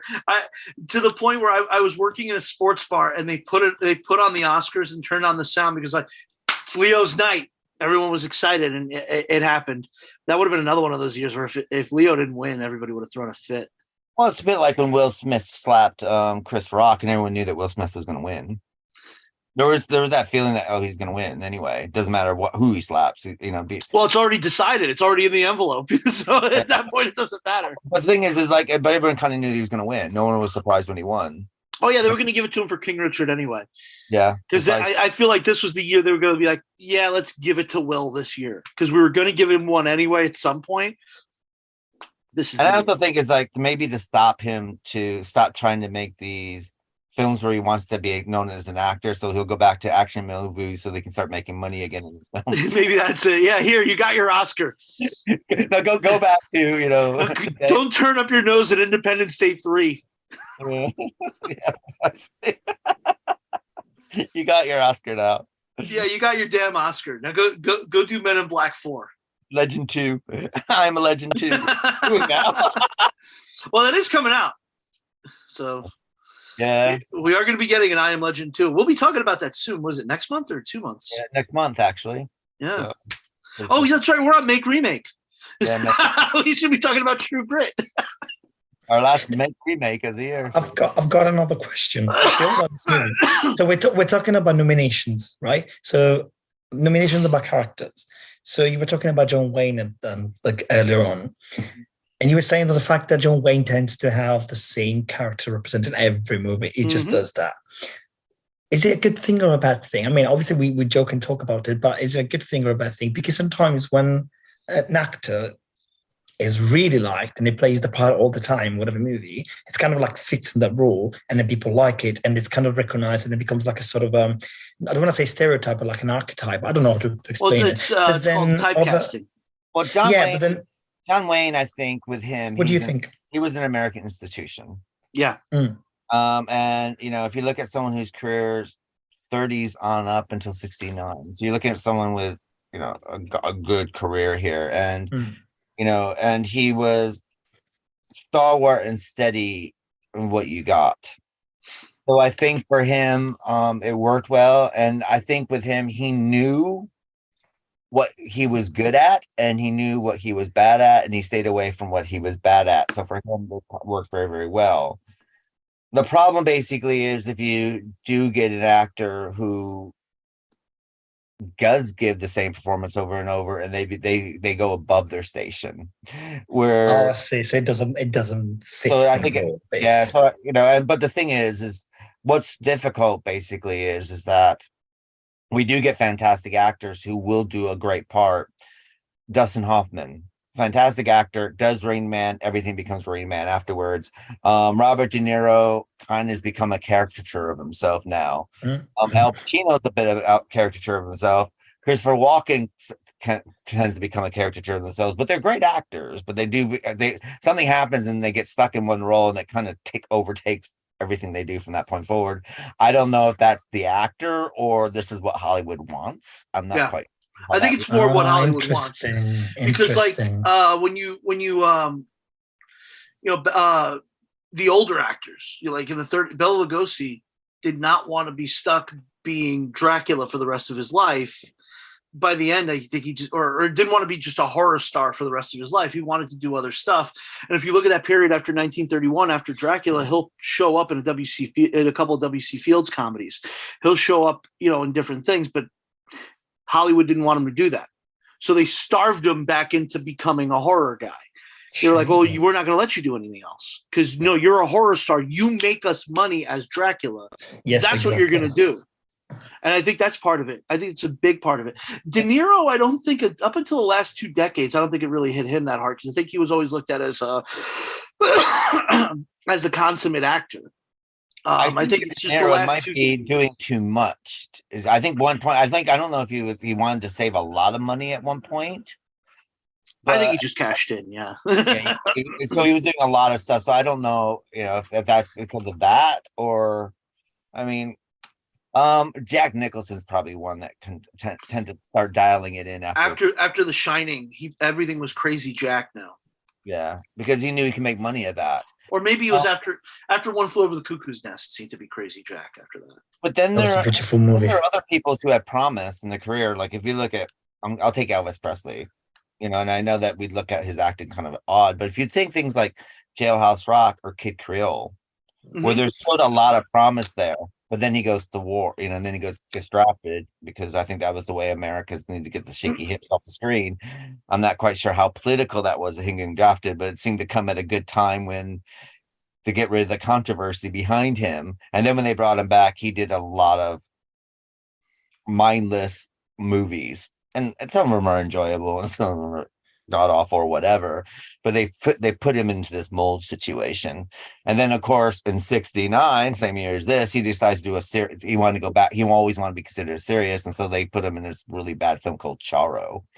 So, and unfortunately that kind of put the casket on those levels, like, okay, we'll show you, and then we're gonna release this film and basically not publicize it, and this will show you that you'll never be what you want to be. Now whether he had promised or not is hard to say, but we knew that Hollywood was making money on all these other films, so they can do that to you as well. But then you get things like, let's take Sally Fields in her day. You know, we got The Flying Nun, we got Gidget, and so on and so forth, and they're always putting her in these like really ridiculous things. And she basically had to fire her agent and fire everyone around her to do Sybil. Yeah, and Coal Miner's Daughter. Wait, was Coal Miner's Daughter her? She did no, Norma Ray. Okay, yeah, it was Norma Ray. Okay, Right. And because of that, because of Sybil, she had to do all that to be taken seriously, because no one thought of her as a serious actress. And of course, after Sybil, then she won the Emmy and stuff like this, and everyone was, and I said, fantastic film, I'll give her that, and she becomes a serious actress after that. But Hollywood didn't want that. So she is doing these one-note performances because that's what she's being hired for. Sandra Dee's another one that's kind of, I guess, who's a big actress at that time, and they're hired for that role, and that's what they're going to be hired for. And they're never going to let them break out of that box. There's very few that can break out of that box. Men. Another thing is, men have an easier time of breaking out of that box than women do sometimes. It's changed, but if you look at old Hollywood and at that time, you got James Stewart and Cary Grant and being able to do a bunch of different stuff what they wanted to and be able to chop and change and do what they wanted. But if you look at other people at that time, Joan Crawford, Betty Davis, or whatever like that, and in the beginning of their career, if you look at Betty Davis's career in the beginning, she was giving a lot of different ways to do her character. Then when the 50s happened, basically she kind of got stuck with All About Eve. And then she she went into hagsploitation for the rest of her career. Precisely. And that basically has to do because she's a woman. And another thing is, women tend to age out at the age of 35 at that time as well, so that doesn't help matters much. Or Joan Crawford, she never was taken seriously until Mildred Pierce, and it's still considered, was Joan Crawford ever the actress, and should she have won the Oscar anyway for Mildred Pierce, even though it's an excellent film that's well worth watching. But the question is oddly enough, it's another movie I just picked up on the Criterion sale. It was Mildred Pierce. I've wanted to see it for a long time. I've never seen it. Oh, excellent. I highly recommend it. Brilliant film. And Joan Crawford's very, very good in it. But at the same time, you do have the big war between Betty Davis and Joan Crawford is Betty Davis was an actress and Joan Crawford was a movie star. And a movie star sleeps her way to the top, and an actress gets by in her acting. So it's like, for these, have you seen that series that was made called The Feud? I've not seen it. I've heard it's great. I've not seen it. I've actually watched it. I really liked it. There's another. I'm looking up the Oscars that year, and you could see again the best picture that same year that John Wayne won for Best Actor was Midnight Cowboy. So you talk about, there's another new Hollywood movie that year, and Midnight Cowboy, by the way, phenomenal movie. Homosexuality and prostitution, male prostitution. I mean, 1969. That's a lot. Shit. Yeah, and pushing the envelope. Phenomenal movie. So, and you kind of wonder, did that win any Oscars? Midnight Cowboy? Midnight Cowboy won Best Picture that year. Dustin Hoffman was nominated. And John Voight nominated, wasn't he? John Voight and Dustin Hoffman were both nominated. Yeah. And Robert Redford and Paul Newman nominated for Butch Cassidy at the same year? I don't know if that was the same year. I don't see Butch Cassidy here. Oh, because that came out in 69 as well, but it might have came out. Oh, wait, no. Butch Cassidy was nominated for Best Picture, but No, the best actor nominations were John Wayne for True Grit. He won. Richard Burton for Anne of a Thousand Days. Dustin Hoffman and John Voight both for Midnight Cowboy, and Peter O'Toole for Goodbye Mr. Chips. Best actress Maggie Smith won for Miss Jean Brodie. Genevieve Bujold for Anne of a Thousand Days. Jane Fonda for They Shoot Horses, Don't They? Liza Minnelli for Sterile Cuckoo. And Gene Simmons for The Happy Ending. And then the supporting, Gig Young wins for They Shoot Horses, Don't They? Goldie Hawn wins for Best Supporting Actress for Cactus Flower. But yeah, I'm not seeing any. So that pretty much shows you that basically New Hollywood's taking over. So this is the last hurrah for old Hollywood. That really is. Butch Cassidy won for Best Screenplay. And Best Original Song as well. Didn't Raindrops Keep Falling on My Head probably won for Best Original Song? Probably. Wait, Best Original Score? It won for Best Original Score. Best Score of a Musical was Hello Dolly. Best Original Song was Raindrops Keep Falling on My Head. So yeah, Hello Dolly and Butch Cassidy are both win for Best Score. One for Best Score of a motion picture not musical, and one for Best Score for a musical. So yeah, you could see the battle lines kind of being drawn. It's a weird year. Man, maybe we should just do a whole episode on 1969. The craziest thing, if you look at the Best Song category, Glen Campbell was up for True Grit. But if you think Raindrops Keep Falling on My Head, but if you think of the song from that same time is Everybody's Talking from Midnight Cowboy. Everybody's talking. Yeah, and that's not nominated.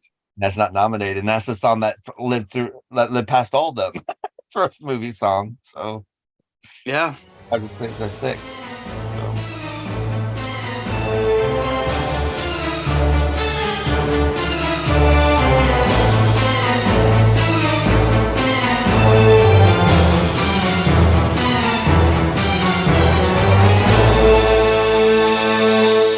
Well, before we move on, I guess let's see how many stars you give this. Starting with you, David. How many stars do you give True Grit from 1969?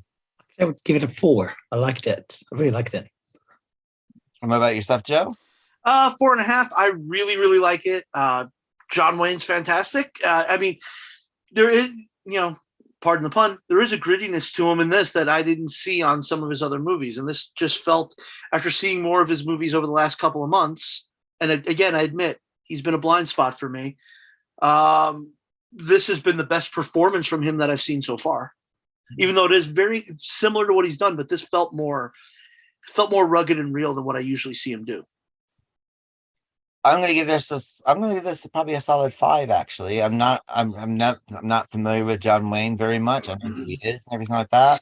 After I watched this, I did watch Sons of Katie Elder with him and Dean Martin, and I watched The Searchers as well. And yeah, I sit there and say I have an appreciation after seeing this film with him, which I think before I kind of thought it was, I don't know why, because I have nothing to judge that on. It's just my preconception. So it's the same for me. But I could actually watch this film again and really enjoyed it. I was really engrossed in it. I wasn't expecting to be engrossed in it, to be honest with you. Yeah, same here. I mean, like I said, being kind of a novice to John Wayne. Yeah, I did not expect it to be this engaging to me. Mm-hmm. Though John Wayne, the person, not exactly the best. But we can't, the guy's been dead for 50 years. What are we going to do? He died not too long after this. So, and I mean, he was part of the Reagan Brigade anyway. He's very conservative. So, I mean, conservative is one thing. He was also very much a racist. from an interview that surfaced recently from Playboy magazine shortly before he died. He was he did not have very kind things to say about minorities. So, but I can also sit there and say, this is no excuse. I'm not making excuses for him, but he was a man of his time. So yeah. That's why when people were coming up with this interview years ago, John Wayne was a racist. John Wayne was a racist. Like, well, what do you want to do about it? The guy's been dead for 40 years. What do you want to do about it now? And I would sit there and say that men of his age at that time probably all were. Yeah. Let's leave that there. Very likely, yeah. Doesn't excuse it, but Well, Rio Bravo was made because he felt that High Noon was what conservatives today would call too woke. Yeah. So he went to Howard Hawks and went, "Hey, we need to make what would today be called anti-woke." He decided to make an anti-woke Western in Rio Bravo. Very good movie. But just goes to show a lot of the culture war stuff is not new. Never has been. And it'll be with us until we die. Just that each generation, we like to think that we're more original than what we really are. So it's like, but the world is a circle. I learned that from Lost Horizon. It really is.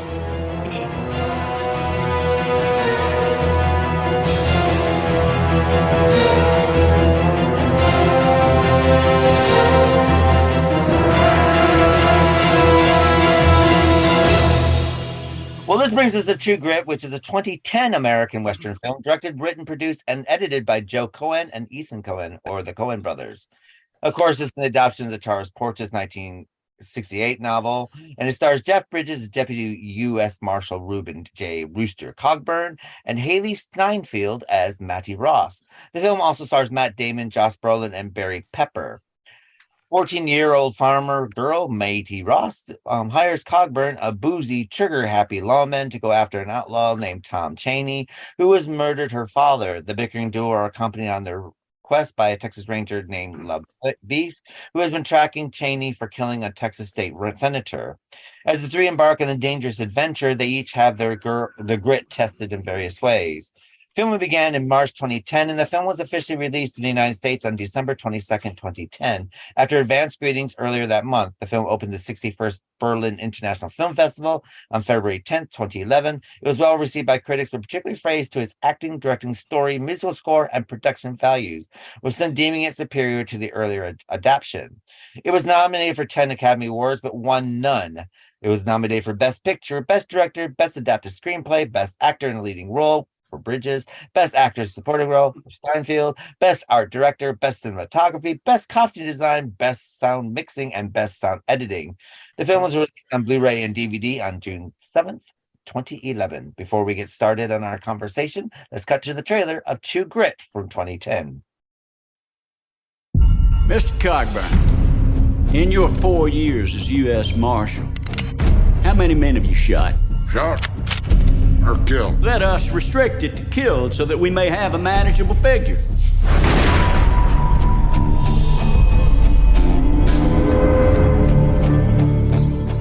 Mr. Cogburn? What do you want, girl? I'm looking for the man who killed my father. The man's name is Tom Chaney, and I need somebody to go after him. What's your name? My name is Mattie Ross. Are you some kind of law? I'm a Texas Ranger. I know Chaney. It is at least a two-man job taking him alive. Marshal Cogburn? Can we depart this afternoon? We? I'm going with you.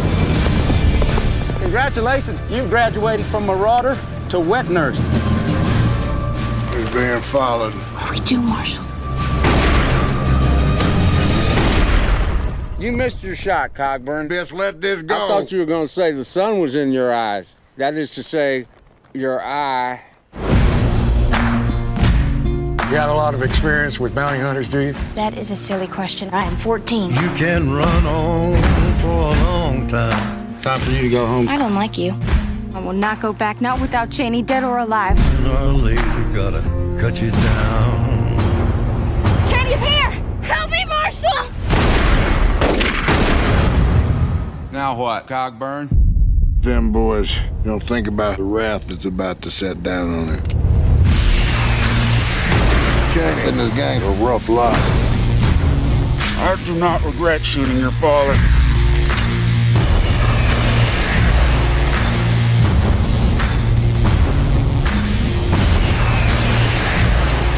I will kill this girl! Biggest mistake you ever made. Tell him that God's gonna cut you down. Help me! I can do nothing for you, son.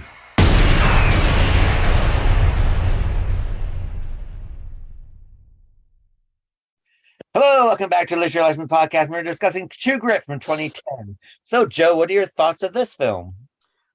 Very much like David said when he was going through and comparing the two movies earlier. I think both of these are very, very good movies. I was surprised because I had not seen either one of these. I was surprised at how good this one was as well. I watched the John Wayne version. I was Henry Hathaway's version. And I was like, all right, fantastic. Went to work next day, got up, put this in, and I was floored by it because I did not think that a remake. I mean, it's been done that remakes are really, really good, but it's rare that a remake is this good and on par with a movie as good as the original True Grit. Like you would think the original is so good that you would think it would be almost impossible to do it justice with a remake, and this movie might even surpass it. And I'm reminded by something that I was told in a screenwriting class about 20 years ago, where one of my my screenwriting teachers said, if I were to come in next week and I were to give each of you the same script, the same short script to go home and shoot over the next week for next week's class, and you were not to alter the script in any way, you're just to make the movie the way you want it, every one of you would come in and you'd give me an entirely different movie. And this is, like David said earlier, you have a lot of moments where there are some changes, but you have a lot of moments where it's the same dialogue, the same, the same action set pieces, all that stuff. And it's a completely different movie with a tone that is completely all its own. And it really, really works. First thing I noticed, it's like 15 minutes shorter than the original because they cut out everything with Mattie and her father at home. That's all gone. Mattie going out and gambling. That's all gone. We start with a narration explaining the murder, and it's just right away. We're just going right into it. I really, really like the set design was beautiful. I love the Old West towns in this. The movie looks beautiful. The Coen brothers did a fantastic job getting good performances out of people, which getting a good performance out of Matt Damon and Jeff Bridges. Of course, they're fantastic actors. You're gonna have no problem getting that. Hailee Steinfeld really surprised me. I could see why she was nominated for an Oscar. I did not expect her to be. If anything, her character was played, I feel, differently. Because I feel like, like we mentioned earlier, I feel like she had more poise. I feel like she had more authority in the way she spoke to people. Like with Mattie, you kind of felt the little girl aspect of it. Here, she physically looks more like a little girl, but as far as her portrayal, the way she stood up to Jeff Bridges, the way she stood up to Matt Damon, the way she stood up to the guy she had to get the $300 from, she came off like, she's in charge of the room every time she walks in, where I didn't feel that way with Kim Darby. And nothing against Kim Darby, but I just felt like just Hailee Steinfeld made this role completely her own and blows Kim Darby out of the water. Well, I agree with you but I think it's also that there's a more of a realism to her, which I think it doesn't feel like an acting schoolgirl. It just feels like someone who's lived this part and is this part. Yeah. No, I totally agree with her. And there's something about even the way she held herself. I think also is like. And I think it's also the way that she's dressed as well helps.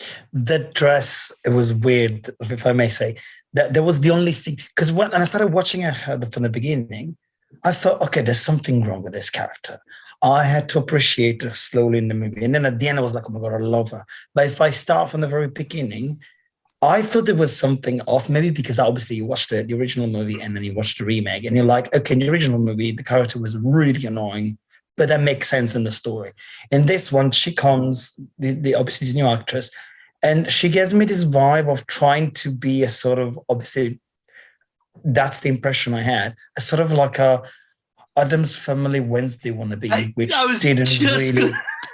It's and then it was like, okay, but it's not too much.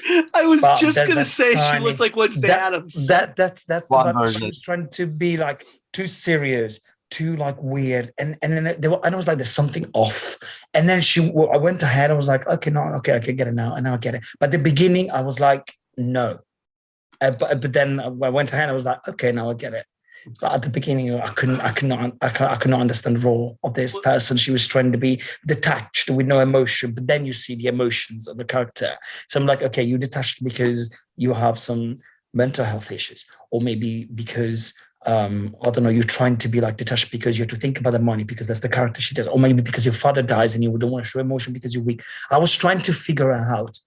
And then at the end, I mean, the more you go ahead, the more you see the emotions. Oh my God, when she goes crazy in both the roles, in both the movies, when she gets spanked by the guy, that she went like crazy. I was like, okay, so she's human. She can scream and cry, you know. But at the beginning, I could not understand that. Well, she's got to be strong-willed. It's two entirely different portrayals. What I really like about the two films.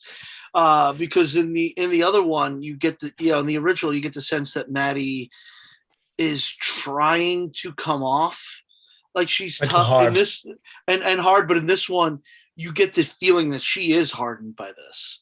I mean, yeah. But you don't get it. I didn't get it much at the beginning, but then the more it went ahead, the more I like, okay, it's fine. Get it. I think you get that in the hanging, though. I think that kind of the character. So Kim Darby looks a bit shocked at the hanging, where she kind of takes it all in, like, okay. Do you know what I mean? It's like, if you do them side by side, you know, the Kim Darby portrayal of this character, she gets the hanging and she's like, there's like this startled look in her eye, like, oh my God, I'm watching this. Where the Stanfield Mattie, you're looking at her and she kind of sees it and it's like, and you know what I mean? Like, she's used to this. This is the life that she's used to. So, and I think that's kind of so it's kind of that I guess that's the difference between the Kim Darby portrayal, because it's almost like she's more wide-eyed and this girl's kind of lived it, sort of thing. Yeah. Also, remember the father died, so maybe she's a bit harder because of that. But the thing is that we're talking about two farm girls, first of all, living in the open at this time period. I mean, the thing is, there's no such thing as innocence anyway. You see a lot of, you know, you're used to like killing your crops. I mean, killing your cows and killing your, you know, things and people dying. You know, people, you know, you break a leg and you died at this time. You know what I mean? You might have had 4 or 5 brothers and sisters who already died. Because back then they had 10 kids because, not all of you were going to make it to adulthood. Yeah. The idea is that she's more connected to the real things of life. Yeah, and I guess with Kim Darby's character, you know, I mean, in the Mattie character in both versions, we are led to believe that this is a strong woman who's, you know, that, you know, and this is what's kind of bizarre, because even though there are supposed to be brothers and sisters around, and they talk, both movies talk about brothers and sisters, but there's Mattie that runs everything when the father's not there. It's Mattie who the father goes to make sure that everything on the farm. It's not the wife he's going to in both versions. It's Mattie that's dealing with everything. So, and I guess with the Kim Darby thingy, I guess that, you know, for someone who's given all this responsibility and everything that you have to encompass in this time period, that maybe the Stanfield Mattie feels a bit more realistic in the approach, only because you know, this is the woman that probably, you know, like, okay, well, you know, the fox got in the chicken, so I'm going to take my gun out and I need to shoot the fox. Yeah. Fox is not the sweet little thing that's coming into my yard. Or we need to eat, so I need to you know, I need to go kill the cow because we need to have food. Yeah, whereas the other Mattie, like she makes those decisions. Where Kim Darby's character is sometimes it's kind of hard. You know, it's kind of like, well, she felt more sheltered, the Kim Darby version. Yeah, it's. I guess I could compare them to Jodie Foster. This is, you know, Kim Darby's Mattie is Jodie Foster in Kendall Shoe, and this is Jodie Foster in The Accused. Yeah, it's like character. You know, where, you know, this person's a bit more, you know, this person's lived the life, I guess, and made tough decisions, and and the reason why this girl is because he makes these tough decisions. She's in charge of the family. It's not the mother in charge. Even then when the mother goes, oh, she needs to come home. No, I don't need to go home because I have to take care of the family. This is the Mattie that we got in this version of it, which I think works a bit better. Where I guess with the Kim Darby Mattie, when they said, oh, your mom needs you home, you're kind of thinking that that Mattie probably would go home. I don't know if either one of them would go home. I think they both have the vengeance in them that they want Tom Chaney dead. I think in both versions. I don't know if she'd go home, but maybe she wouldn't be as standoffish.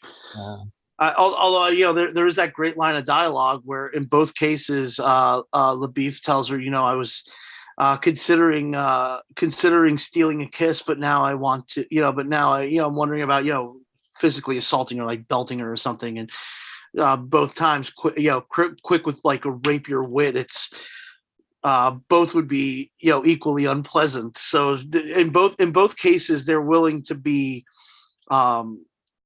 they're willing to stand up to people. But yeah, I do get the feeling that the Kim Darby version is a bit more sheltered, though. That's the thing that stands out to me about it. I guess another thing I found thinking about it, which I didn't think about it when we were discussing the original film, is there's this weird flirtation going on between Glen Campbell's LaBoeuf and Kim Darby's Mattie. It's almost like he wants to court her. And then, and the age difference kind of brings us up that where I noticed in the remake, it's a different kind of thing. It's more about a battle of wills. It's not about, it's not about sexual tension or, because it's almost like, because the Kim Darby, and maybe I'm mistaking it, but didn't he kind of like make an advance to her or something, and she puts it down? It's like, no. Yeah, but in both cases he says, he makes a comment about stealing a kiss in both versions of the movie. The big difference in the scene where he's spanking, where LaBoeuf is spanking Mattie. I didn't catch it in the Jeff Bridges version if he said it, but in the John Wayne version, he definitely says, you're enjoying, it seems like you're doing that out of enjoyment, or you're enjoying it too much. I didn't hear Jeff Bridges say anything of that nature. No. So I think they eliminated the almost sexual connotation of it, even though in that time period in the, what is this, 1870s? Yeah, she would have been married by that time. They were married by 13. Yeah, in the I'm assuming this is the 1870s, right? Because I think there's references to the Civil War having happened. Yeah. So it's got to be post-Civil War. Yeah, they back then, because life expectancy was like 40. I looked it up the other day, and the life expectancy in 1900 was like 47 years old. Yeah. So you had to marry young to have kids, or the average life expectancy was 47. So even though in that time period there would have probably been some sexual tension between them. Yeah. Where in modern audiences, for some reason, we have a difficult time accepting what that time. And this is where I always have an issue. You gotta be willing to accept that yes, it was wrong, but B, it was what was happening at the time. Well, the question is, was it wrong in that time period? Because at that time period, when your life expectancy might have been 40. Yeah, it's history. At the end of the day, it's history. It's what happened. This is a movie about the context. What I'm saying is, nowadays, we live longer, so we can wait longer to have children, and we can wait longer to get married and stuff like this. But if the normal life expectancy is 40 at this time period, and basically, you can't really wait around until you're 20. To have kids, because you're going to be dead before these kids even reach puberty if you're not careful. So it's kind of a weird thing. But the thing is, you died from toothache in this day. You died from, if you cut yourself, you didn't have antibiotics in this day. Antibiotics didn't come around into 1900s. So you got strep throat, you died. If you got chickenpox, you died. If you got, very true. I just Googled it. The U.S. white population expectancy in 1870 was 46.4 years. Well, that's the average. That means obviously people would die even earlier. Yeah, there than would be that. people who would. That guy she's haggling with is 37. The guy she's haggling with about the $300, he's 37 in that. Okay, and these days we think that that's young, and maybe at the time it'd be like, oh my god, such an old person. Well, yeah, they were old because you get to remember. Well, I mean, this is before sunscreen and taking care of your skin, so everyone looked a bit. I guess. But the thing is, you can take this today. If you look at people in the 70s and you look at 70 actors, yeah, and you think, God, they look so old. But most of them are younger than what you are now. Yeah, I mean, you look like they look so old, and they weren't. I was talking to someone at work about that because I just turned 42, and this young woman at work was like, "You don't look 42." I'm like, "That's because you and I grew up in it's because we grew up in a time period where we associate 42 with what people looked like at 42 in like 1970 or 1980 versus what people look like at 42 now." But there's been so many advances in medicine and healthcare, being able to take care of yourself, knowing what you're putting in your body, all that stuff, and you're going to look younger for it. Even manual labor is totally different nowadays. Yeah. Oh yeah. And our stress levels are. But yeah, life expectancy in 1870 was apparently 46 years old. So yeah, it makes sense that at that time you're going to get married younger, you're going to have children younger, because the whole purpose is to get to nurture them to the age where they can have children themselves and carry on your name. Well, I mean, if you have, I think we live, 86 is their average age now. I think it's like 75 in the U.S. or 76. 70, so you take 76, you got 76 years to live your life. Now take 30 years out of that. Now you got 46 years to live your life, all of it. So, and you probably would kind of speed up the processes of where you need to be at each age than you would today, sort of thing, where you can take your time a little bit. And who knows in the future, maybe if we live to be 100, God forbid, then we probably might not worry about having kids until we're in our 40s, or you never know, because you're gonna have all the time in the world. So. Or who knows? When because you see some people, you look at like Elvira, you look at like some people who are like in their 70s now, and they still look like they're 45. Barbara Cranston. Yeah, Barbara Cranston's 65 years old, and she looks like 40. Mm-hmm. So you get some of these people who, well, look at Jane Fonda. Yeah, Jane Fonda. 80. Yeah, Sophia Loren. Yeah. Raquel Welch. Yeah. Raquel Welch recently died. She still looked like 20 years younger than her age when she died. She was like 86 years old. She still looked like she was like in her late 50s. And if you look at, then now let's take Whatever Happened to Baby Jane. Those actresses were in their 40s. Yeah. Or here's a better thing. Golden Girls. We all love the Golden Girls. Do you realize that the Golden Girls when in the first season that B. Arthur and Rose are celebrating their birthdays because they just turned 50? Yeah, I was just gonna say that show was 40 years ago, and Betty Davis just died weeks short of her 100th birthday last year. Mm.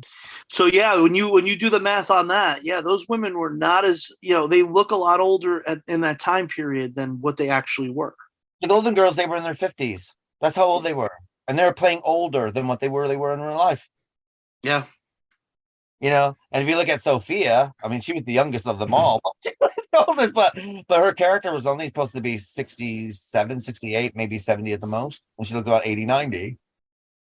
Yeah. And this is just the 80s. This is 30, 40 years. This is 40 years ago. So I also like what I in True Grit also is I thought it was don't know why they changed that LaBoeuf dies in the original and he lives, but it just goes off. He doesn't. LaBoeuf's character disappears at the end, doesn't he? Yeah. It's kind of like it's only side. Yeah, it's less central as a role in the story. At least that's what it feels like. And I thought that was. I mean, he hits his head, or he does live. LaBoeuf doesn't live, and I thought that was interesting. But I also thought what I like in both films, actually. I probably should mention it before. I love the camaraderie that Mattie and Cogburn have with each other. Yeah. There's this love and respectability for each other, and the way way that he calls to her, but the thing is, he's rooting for her in a way. He's like, when she does, and when he thinks that she's going to stumble or not live up to expectation, she comes out of the gate and she's right there. And there's this admirability and this respectability, and then you have this common love or common respect to each other to the very end. Would you say that he kind of takes the role of dad father, sort of? No, because I don't think it takes the father, because at the end of the day, I mean, I think it's more the fact that there's this mutual. I think it's more mutual respect. I don't think it's a father's love or the lack of a father figure, because I don't think I think the thing is, I don't think Mattie goes for revenge because she's missing her father. Mattie's on the quest because this is the right thing to do. He stole our money. He stole, the gold piece. Our horses, yeah. So it's a growth process, basically. If that makes sense. But it's not because you killed I think part of it's kill her father, but it's most like this is owed to us. He stole from us. And I thought, he stole the father's life from us, but I think it's a lot deeper than that, because I also think that we have to think in this mentality that, when you got people who die around you at such ages, and I think dying in the Old West, probably, being shot and stuff like this was quite normal anyway. I mean, you have to remember that. I mean, there was not a lot of law going on here, and basically, someone coming to your farmland and killing you is very high on that. If someone wanted your cattle, they would just shoot you. There wasn't a lot of polite society at this time, but it was. I think this had all to do with the money and stuff like this. And though shooting the father is part of it, because the father did help him out. He was trying to help him out, and he shot him in the back or shot him in the front, depending on which story you're going with.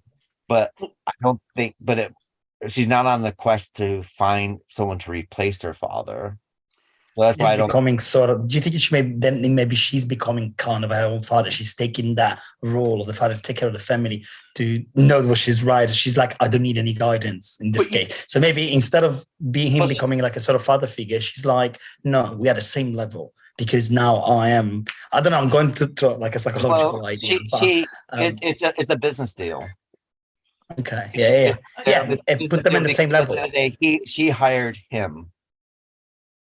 And before this, I think that because of his job but I do think that if you go on an adventure or a journey, anything, that's going to give you a connection anyway that you're going to remember to the end of your days. But I don't think it was the father figure, because, at the end of it, and I think the reason why I think that, because at the end of it, both the Kim Darby version and this one, there wasn't this thing where, please don't go, please don't go. It's like, our contract's done, you're going to lead your life. But because I have such respect for you, and in both versions, I'm going to give you a family plot here because you have nobody.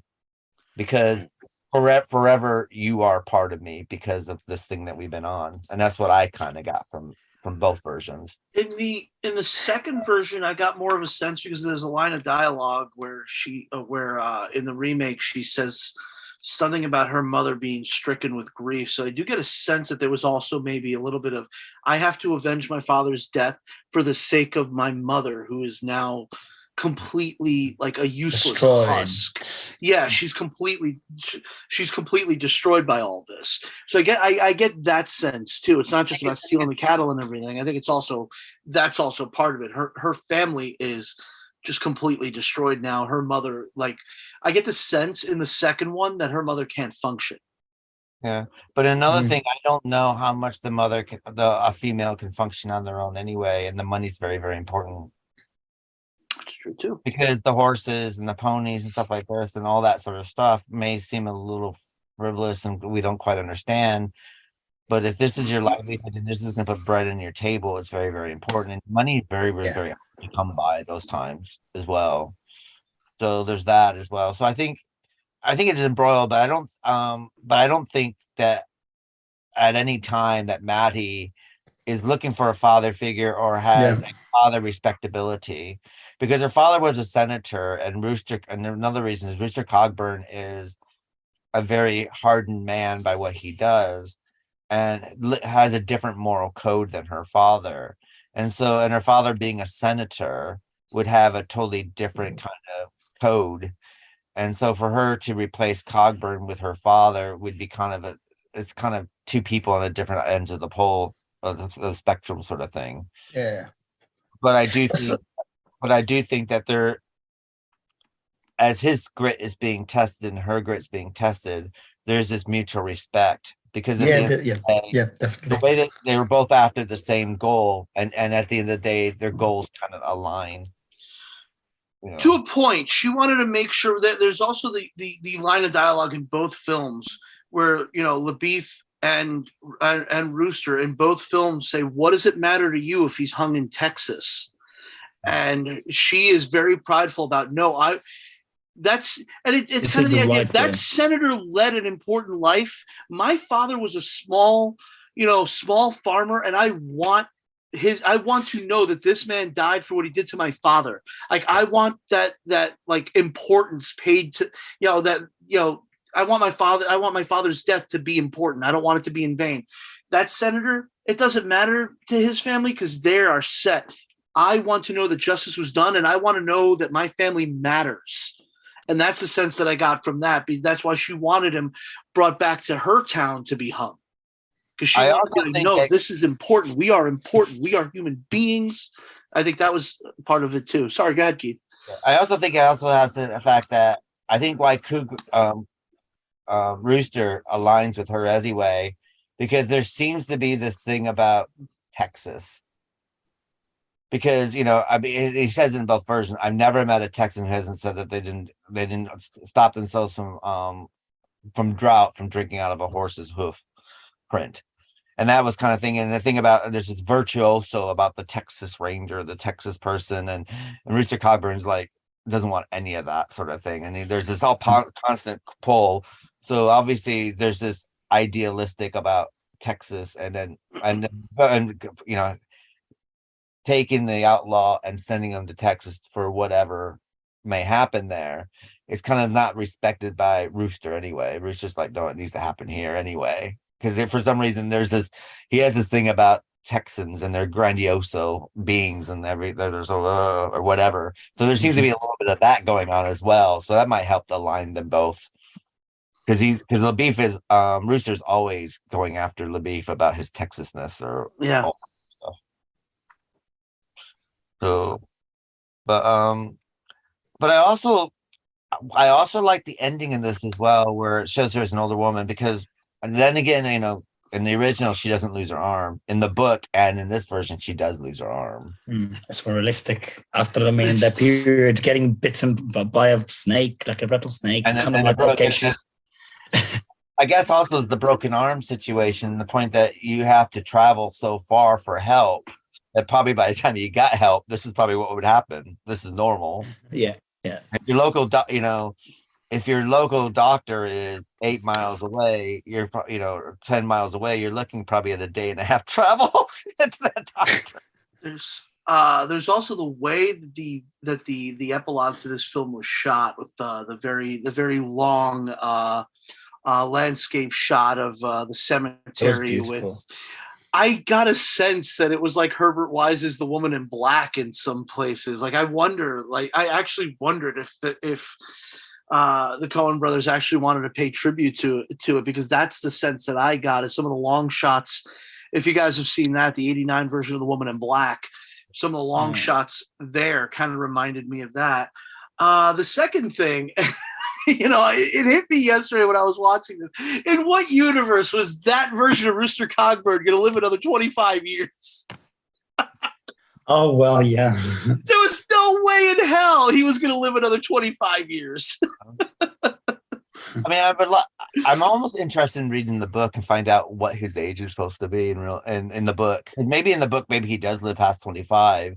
But because of the John Wayne version and the Jeff Bridges version, which is kind of old and craggly at the same time, that I'm kind of under the impression that he's 50 or 60 maybe, or around that, right? I mean, probably 40, 47, I guess, if that's life. Plus all the alcohol in the blood. I mean, he was drinking crazy. Even if you compare the two performances, John Wayne literally died 2-3 years after the 69 version of True Grit. Jeff Bridges, thankfully, 15 years later, is still with us. But it's just the portrayal of them. Like, I could see the John Wayne version living another 10 years, 15 years, 20 years. The version of Jeff Bridges just feels so much more broken down. Yeah. Like, I can't imagine that Rooster Cogburn living another 25 years. I just can't see it. I can't fathom it. You would have like happily switched the actors from one to another just to make it more. But I mean, the thing is, and this is where it's kind of thing. I mean, maybe he's that old and thingy because he's so broken down, and maybe he's only 27. It's the alcohol. I'm telling you, that's what alcohol does. maybe he went from Jack and Coke to screwdrivers, and then let him live another 25 years. He's getting his vitamin C from the orange juice.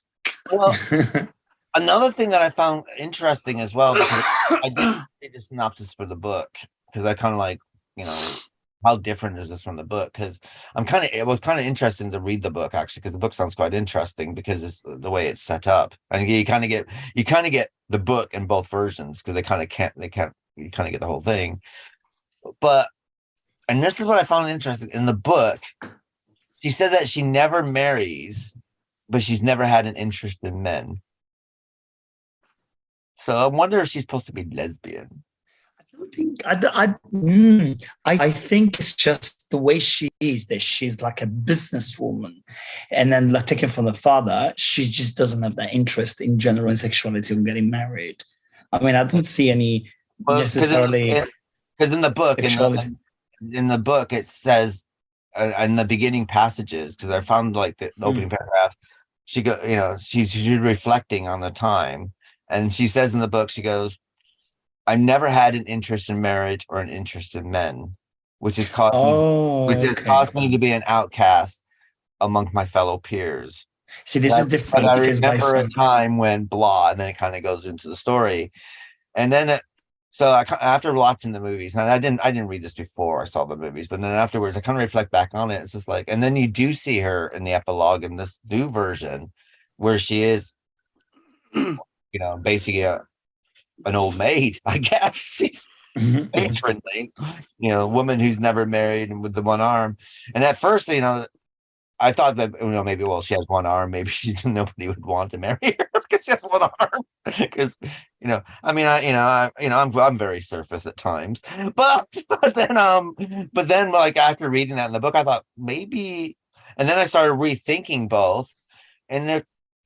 Maybe that's the reason why Kim Darby had the shortest haircut or whatever. Maybe this is the reason why she seemed, like I said in the beginning, she seemed a little more, tomboyish or androgynous. And if you look at the character here, I don't know how old she's supposed to be, really. She says 14. 14. And the actress herself was 13 or 14 when she played her. But even when you see her as an adult woman,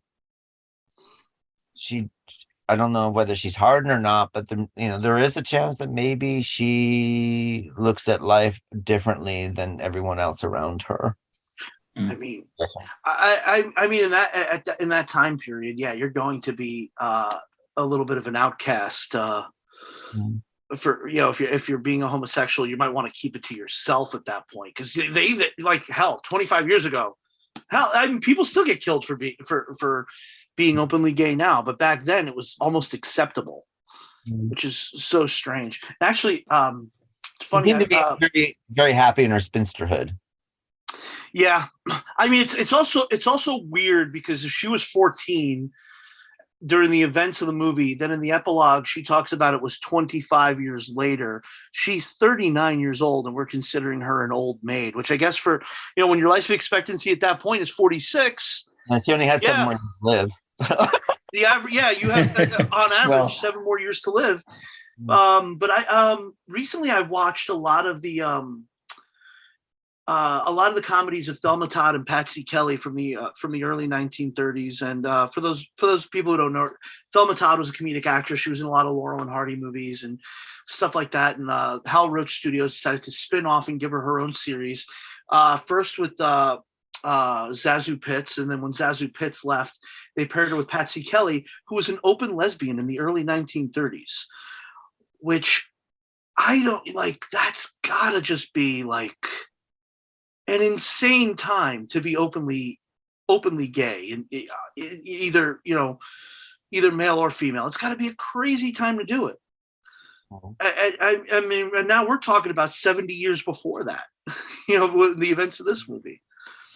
So, yeah, but I don't really see any particular hint or anything at all in that movie that kind of tells us, yeah, she might be a lesbian. I mean, okay, she's got in the first movie, for example, she's got this androgynous look. I get that. And the second movie, she's kind of like very, very dark dressed and whatever. But I don't know. Again, this is obviously our perspective because we don't have anything objective to tell us anything. So we're going by opinions. But what if she's just asexual? She's just not interested. She's had a hard life. She's got it difficult. She's thinking about the money. She's thinking about getting the thing stuff because she's growing up to be like, I know who I am and what I want because I don't have a father, so I need to be an adult now. I'm helping my family, blah, blah, blah. And it's all about the money. It's all about the business. It's all about the justice, whatever. She ain't got time for sex and marriage and whatever. I'm not interested, She just could be that. Yeah, but I guess I'm looking at the time that you're dealing with a time where women aren't able to have land or own anything. Yeah, so I guess it's only because before I kind of read the opening. I found the opening chapter, and I read. Yeah, I mean, that makes you wonder. Don't get me wrong. Okay, and considering that both versions are very faithful adaptations of the book, apparently. So I thought, okay, well, maybe this is what they were trying to say, or. Coen Brothers also, I've noticed with Coen, I mean, this is probably one of the most accessible Coen films. I love the Coen Brothers, whether it's Raising Arizona or Blood Simple or Barton Fink, but I have to say this is one of their most accessible, easier to watch film without a lot of stuff that kind of goes on with the Coenisms. Yeah. This is just a straightforward Western. Like if you didn't tell me it was a Coen Brothers movie, I wouldn't have known. Yeah. Because normally they tend to filter a lot of stuff through a lot of imagery and a lot of stuff that's not been said because they are very big fans of old Hollywood anyway, the Coen Brothers. So they didn't filter anything here. So and then to watch a Coen Brother film and just be able to watch it and not look for all the subtleties and everything that normally you have with a Coen Brothers film. Maybe that's why I was kind of like searching for something else. Maybe could be that's fine. In the 60s version, I will say this: in the 60s version, if you were going to have if the character's a lesbian in the novel, in a 60s major studio picture, you were never going to be able to do that. Yeah, no, of course. But you would hint at it in different ways, a bit like which might be the hours by giving Shirley MacLaine a short haircut, or that kind of no, it's true. because you can't say these things outwardly, or in Rebecca having the character act the way she is and saying, and you have to read everything's between the lines because you can't outwardly say anything or do anything. So, and that's why I was thinking, well, maybe that's, and because both are really good adaptations of the book, because that the book was bought because John Wayne loved the book and because of the book was well received, and it's because they're one of the best books to read. I haven't read it, and because of the source material, if that's the case, then let's see what we can get. Let's see how we can filter everything in the book in this way, but at the same time, so if you're a fan of the book, it's kind of still there. So if you look at a lot of adaptations at this time, they don't cut a lot of stuff out, but they found ways to cleverly filter it through. If you're looking for it, you'll find it. If you're not looking for it, it'll go over your head, sort of thing. So, and I said before, if I was watching the film without the epilogue with the Coen brothers, I wouldn't have think twice about it. But after reading that and then looking at the epilogue, thinking of the epilogue, I kind of like, okay, It maybe makes you wonder, yeah. maybe that's why I see the point. So I guess it's perspective, yeah. Sometimes you just like change things like, oh, maybe that. So, yeah, I get it. What about the LaBoeuf character? Did you like Matt Damon's portrayal of that? I liked both portrayals of it. I did like Matt Damon's better, I think. I do too. I think there was more depth to it. Which one is that, Joe? The LaBoeuf character, Matt Damon versus Glen Campbell, I guess. I liked Damon better, I think performance-wise, I think I like most of the performances better in the new one, except for I think Dennis Hopper was way better in the original than his counterpart is here. And Barry Pepper just does a Robert Duvall impression. Like the whole time I was watching him, I was just like, he's just mimicking Robert Duvall. Even the facial expression, to be honest, he's doing the same facial expressions a little bit. Even looks like him, yeah. I mean, I guess it just looks a bit scarier on the second one than the first one, to be honest. It looks like the weird uncle. And the first one, he looks like the young guy, you know, I don't know. That's the impression I've had. Well, I guess also when you look at the Dennis Hopper counterpart in this, I mean, it is one of the Weasley brothers in Harry Potter. So, I've never seen the Harry Potter movie. Really? Yeah, I didn't realize. Ron Weasley's twin brother. Oh, okay. Oh, yeah, okay. I can see the face. So maybe I didn't realize. But it's the old mustaches that makes it look a bit scary. I think. I'm thinking, like, if you look at Dennis Hopper from his career, he's had quite a lot of backup till he got to that role in True Grit. Mm-hmm. This actor, I think, is his only acting role outside of Harry Potter at this time. So, and all the Harry Potter kids, they were just normal people. I think in the case of Dennis Hopper in True Grit, that scene felt real. Yeah. You know, because like you said, this is that time period between the classically trained actors and the new method actors. So you have, you know, in most cases, you have these older actors in the rest of the movie doing what was, you know, the classically trained thing. And then you get to Dennis Hopper, who is straight psychotic at times method acting. So that scene just felt like it felt like nothing else in that movie up until that point. Yeah. I don't really know where Barry Pepper comes from. What's he known for?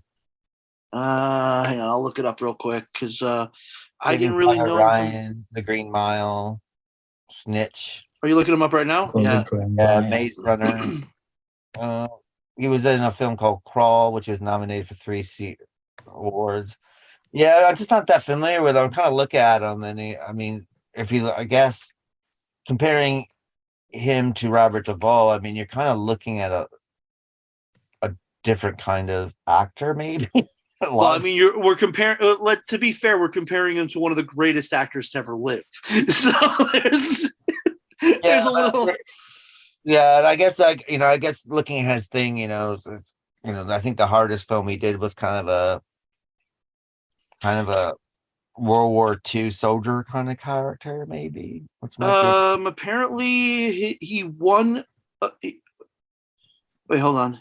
He's been nominated for 3 Screen Actors Guild Awards and a Golden Globe Award in 2011 for his role as Robert F. Kennedy in the miniseries The Kennedys.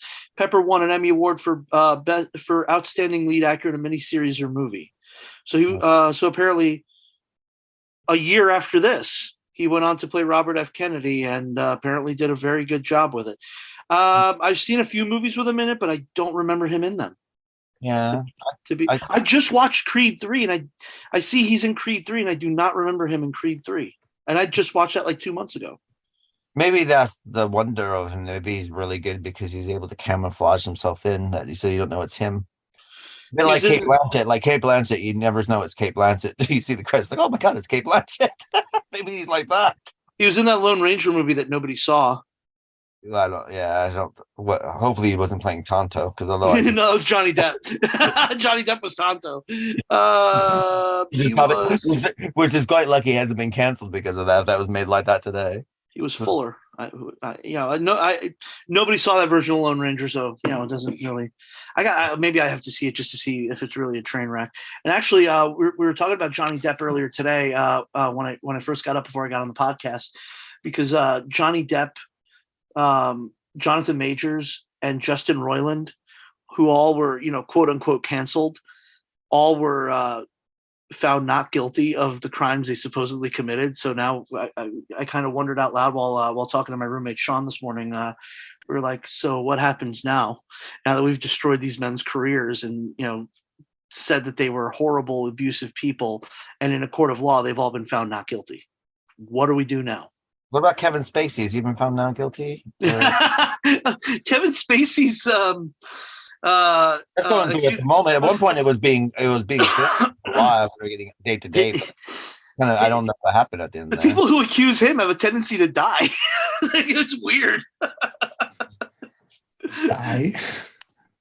I'm just kind of wondering, because I know that was going to court last week, and then it was like on our news, on the BBC News, is going like minute by minute what's going on, and it kind of like nothing now. So I was like. Okay. I had no idea he was going to trial again. It's weird that the BBC News would cover that minute by minute, and we heard nothing about it here. I think it's because most of the allegations and stuff like that are from England.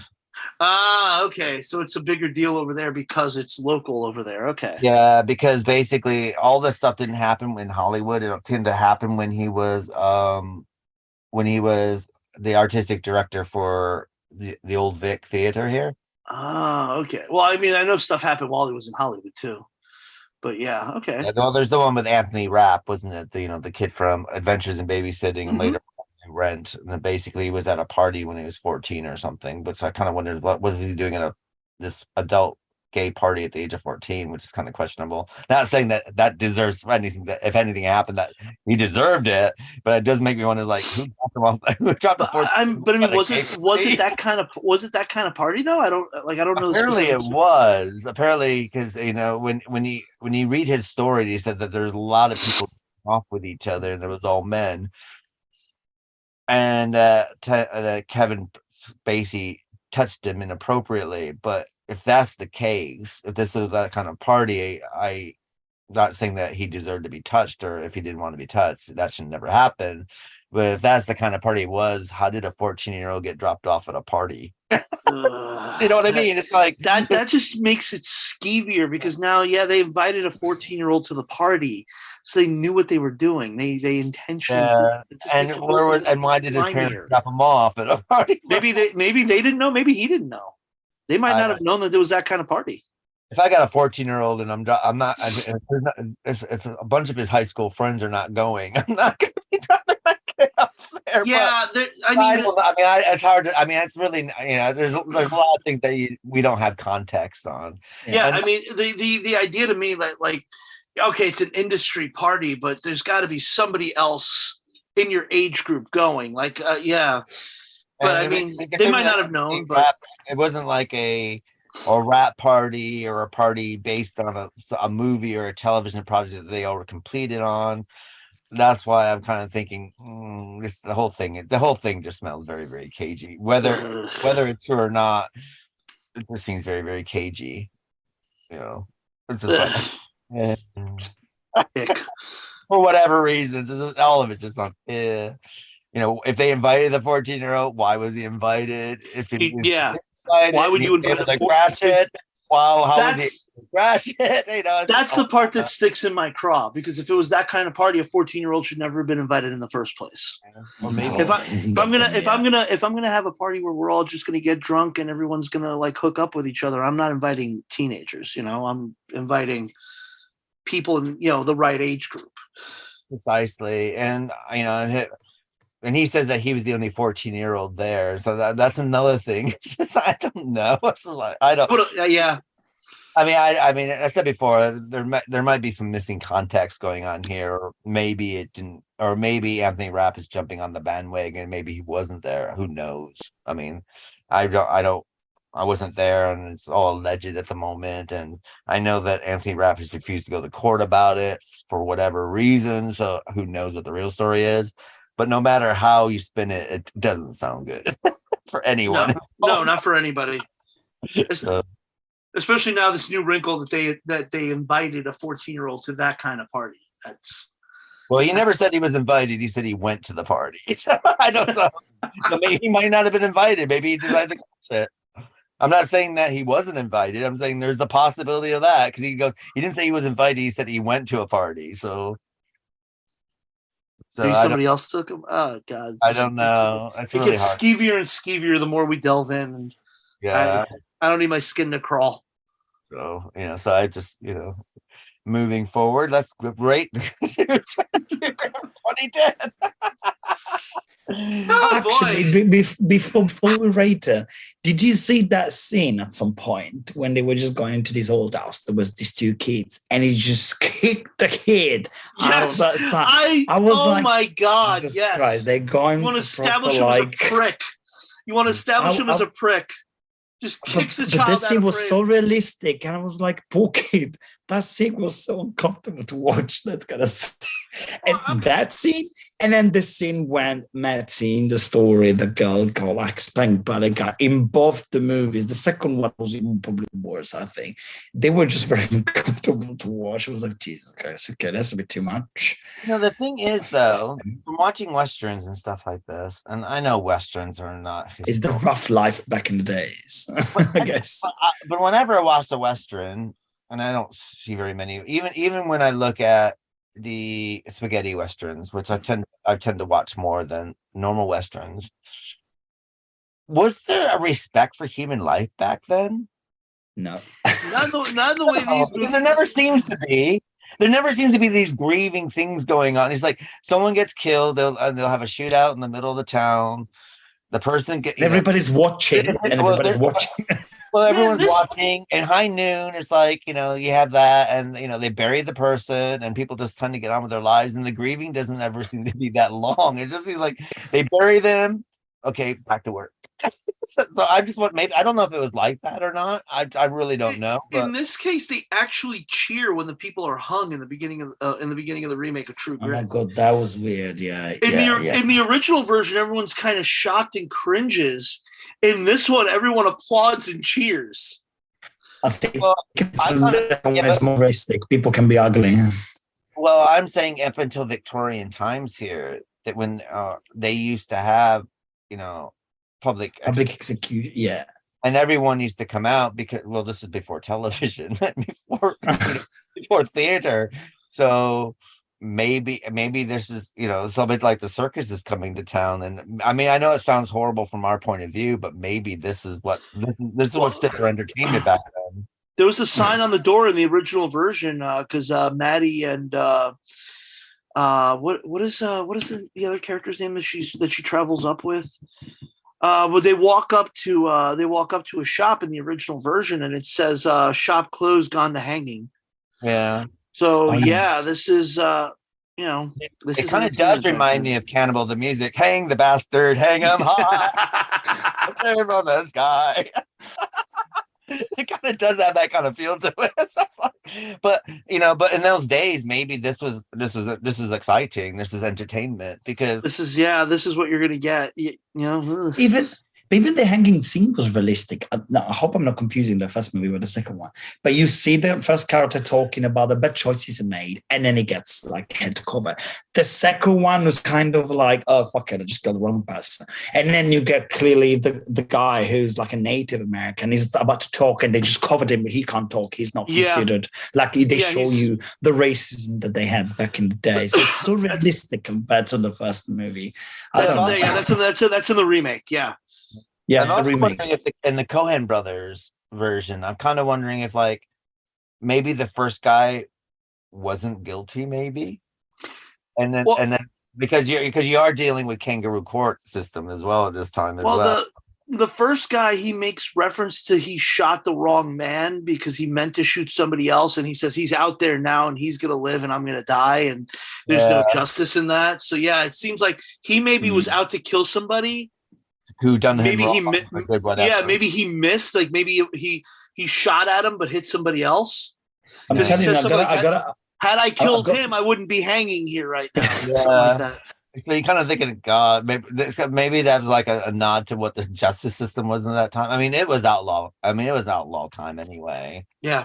I mean, you got to look at a time also where outlaws became folk heroes.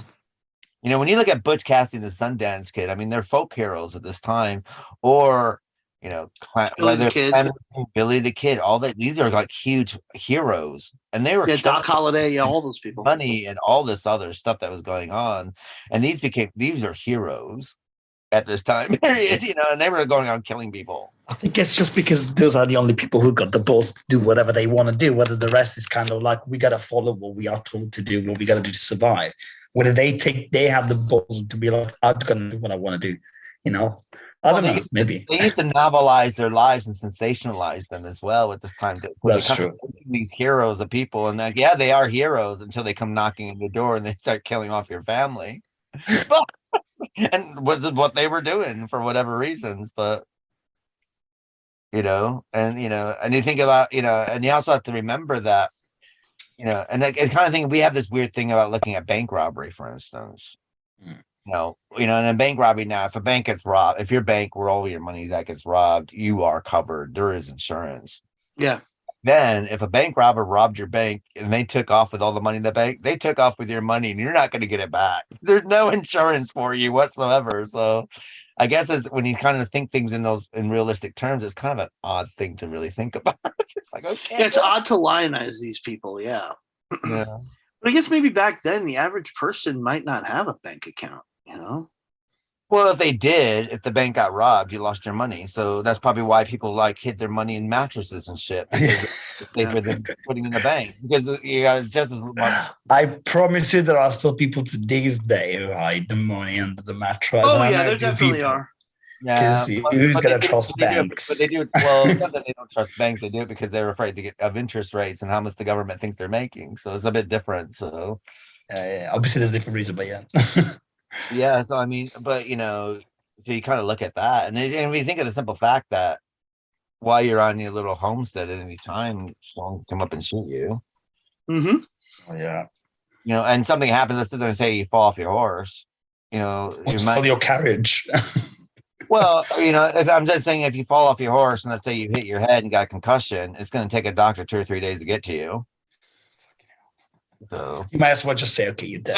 And it's when it's the scene when they you know, there's like these two guys inside the stable, the house, whatever, and then the guy's dying, and the guy's like, well, yeah, you're dying, it's done. We're like, Jesus, okay. Well, I mean, I guess what you can take from both versions, why there's something of an artificial being about both movies, is that these characters that time would have no teeth at all. Yeah. They'd all be wooden. They'll be wooden or gumming their food to death. So shame. So that's why sometimes when I watch like period, I don't really like period dramas, but when you see a period drama and you're like all these perfect teeth, you're like, and and the thing is, everyone smelled. No one had deodorant this day, and you're out in that hot, dusty sun, and you had a bath once a month. It can't have been pleasant. Even lately, watching movies from the 30s, I'd hear about people having a bath. Oh, a bath? What do you mean I got to take a bath? It's not Saturday. I'm like, oh my God, yeah. People used to bathe once a week back then. Even as recently as the 1930s, people used to bathe once a week. And what they used for sweat was talcum powder and rose petals. Yeah. Wait. In Italy, when you're young, my mother used talcum powder. I still carry talcum powder with me when I sweat. I use it sometimes. Yeah, it's normal in Italy. But you don't use it as a form of deodorant. Oh no! It's more for the sweat. Yeah, no, as a form of deodorant. No, but it's got a nice scent. But it's not as a deodorant. A nice scent, but let's give you just talcum powder and let's put you on a hot field and let's have you. It's useless. Yeah, I agree. You're right. Let's see how long you start smelling of talcum powder after like an hour out in the hot day sun. Yeah. Very true. Very true. Well, I guess let's rate.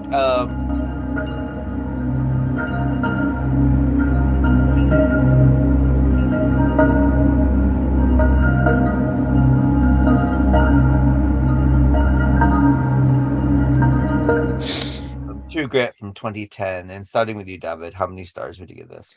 So I started thinking I was going to give both of the movies 4. And a little bit more. We talked about it. I think I got to say that I like the second one more. So I got to give her a 4.5 compared to the previous one. I'm going to say 4.5. I'm not giving it a 5 just because I don't like Westerns are not my favorite genre. Otherwise, I would have given it a 5. And what about yourself, Joe? It's either 4.5 or a 5 because, like I said, this is either equal or better than the original, in my opinion. It's very rare, but I think this falls into that rare category of remakes that are either equal to or superior to the original. And there's not many of those out there. This one definitely is one of them, though. It's fantastic from beginning to end. Both of them are extremely engrossing. So, yeah, I'm 4.5 to 5, somewhere there. I guess depends on the day. If I had to choose between the two of them, I think the second one is the remake is probably better. Take that for what you will. If you ask me another day, I might think the original is better. Both are fantastic. They're at the very least equal. I'm going to give it a solid 5 because I've seen this film 3 or 4 times. For one, because I really wanted to see it. So I watched it because I do watch all the Coen brother films. So I watched it and enjoyed it.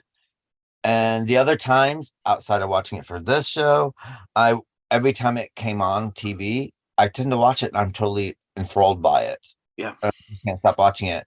And it comes. So I'm going to give it a solid 5 only because I can't find any faults with it, really. That's a good point. I cannot think of anything in this movie that doesn't work. Yeah. There's only the only travesty I find is that how something this brilliant didn't win anything. What won that year? You got me curious now. What was the best picture winner that year? Let's see. Well, it was out in 2011 is when it was nominated, but it was up against 127 Hours, The Social Network, The King's Speech. King's Speech, I think, won, right? Yeah, and Black Swan was out that time. Winter's Bone is Winter's Bone is an excellent film, though you can never watch that more than once. The Town, The Fighter, Inception, Kids Are All Right, which basically did quite well because it dealt with 2 lesbians and dealing with the real father, their nauseating millennial children. Toy Story 3. But then again, who cares if it didn't win? We appreciated it, even if it didn't win. I'm just saying, I'm surprised it didn't win nothing at all. I mean, but we know that the winning sometimes is related to politics, political decisions. So, you know what I mean? Yeah, but so that's the way I don't think politics played a role that particular year because it's not like the King's Speech was a movie that I'm looking at it now. It's not like anybody in there was somebody that they were going to be like, oh, we're going to give you an award that you were due years ago. This one just felt maybe they just felt that the King's Speech was a better film. Well, I mean, to be honest, King's Speech has kind of a trope in it where you have this guy who can't speak and stutters, and by the end of it, he has perfect Queen's diction. So you do have this person who's got a speech impediment that overcomes that to become a public speaker. So it does have that Oscar trope. I mean, maybe if they brought Hailee Steinfeld might have had a better chance if they could show her older and missing an arm. She might have won more. If they're bringing in another actress to play that part, maybe. I mean, Jeff Bridges won the year before anyway, so that might be the reason why he didn't win that year, because he did win a Song of the Heart, was it? That cowboy one that he played? He did win that the year before, so. Oh God, this was the year that Anne Hathaway and James Franco hosted it. Yeah. Oh, that was a terrible Academy Awards ceremony. I remember watching that one live. Huh? Well, it's kind of weird just that they in films they're fine, but when you leave them on their own, there's not a lot of personality there. Yeah, it was just not an entertaining show. I remember that's one. Yeah, I remember I watched that one live. It was not good. But I mean, it was kind of odd to have James Franco hosting anyway, considering he was up for an Oscar himself. So it's kind of odd. I always find it odd when you have someone who's up for an Oscar hosting the Oscars. It just seems weird. Because it's kind of like, it's a bit like, if you're going to watch a horse race, and if the person who's going to be hosting the horse race, you'd rather not him being the jockey on the horse. Yeah. Sort of thing. So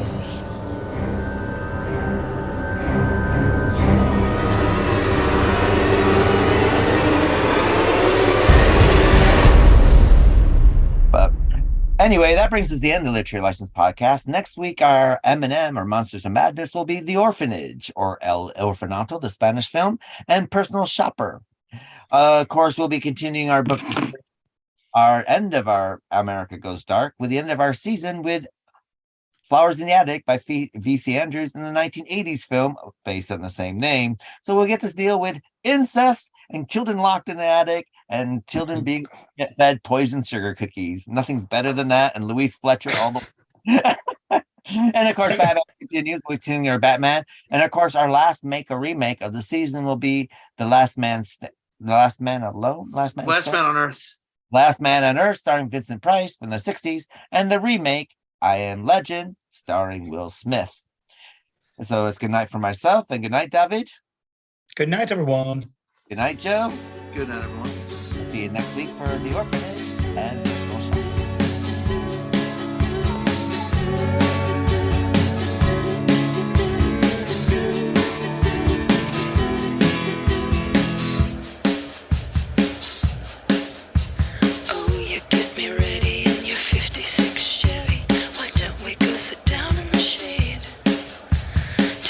On my front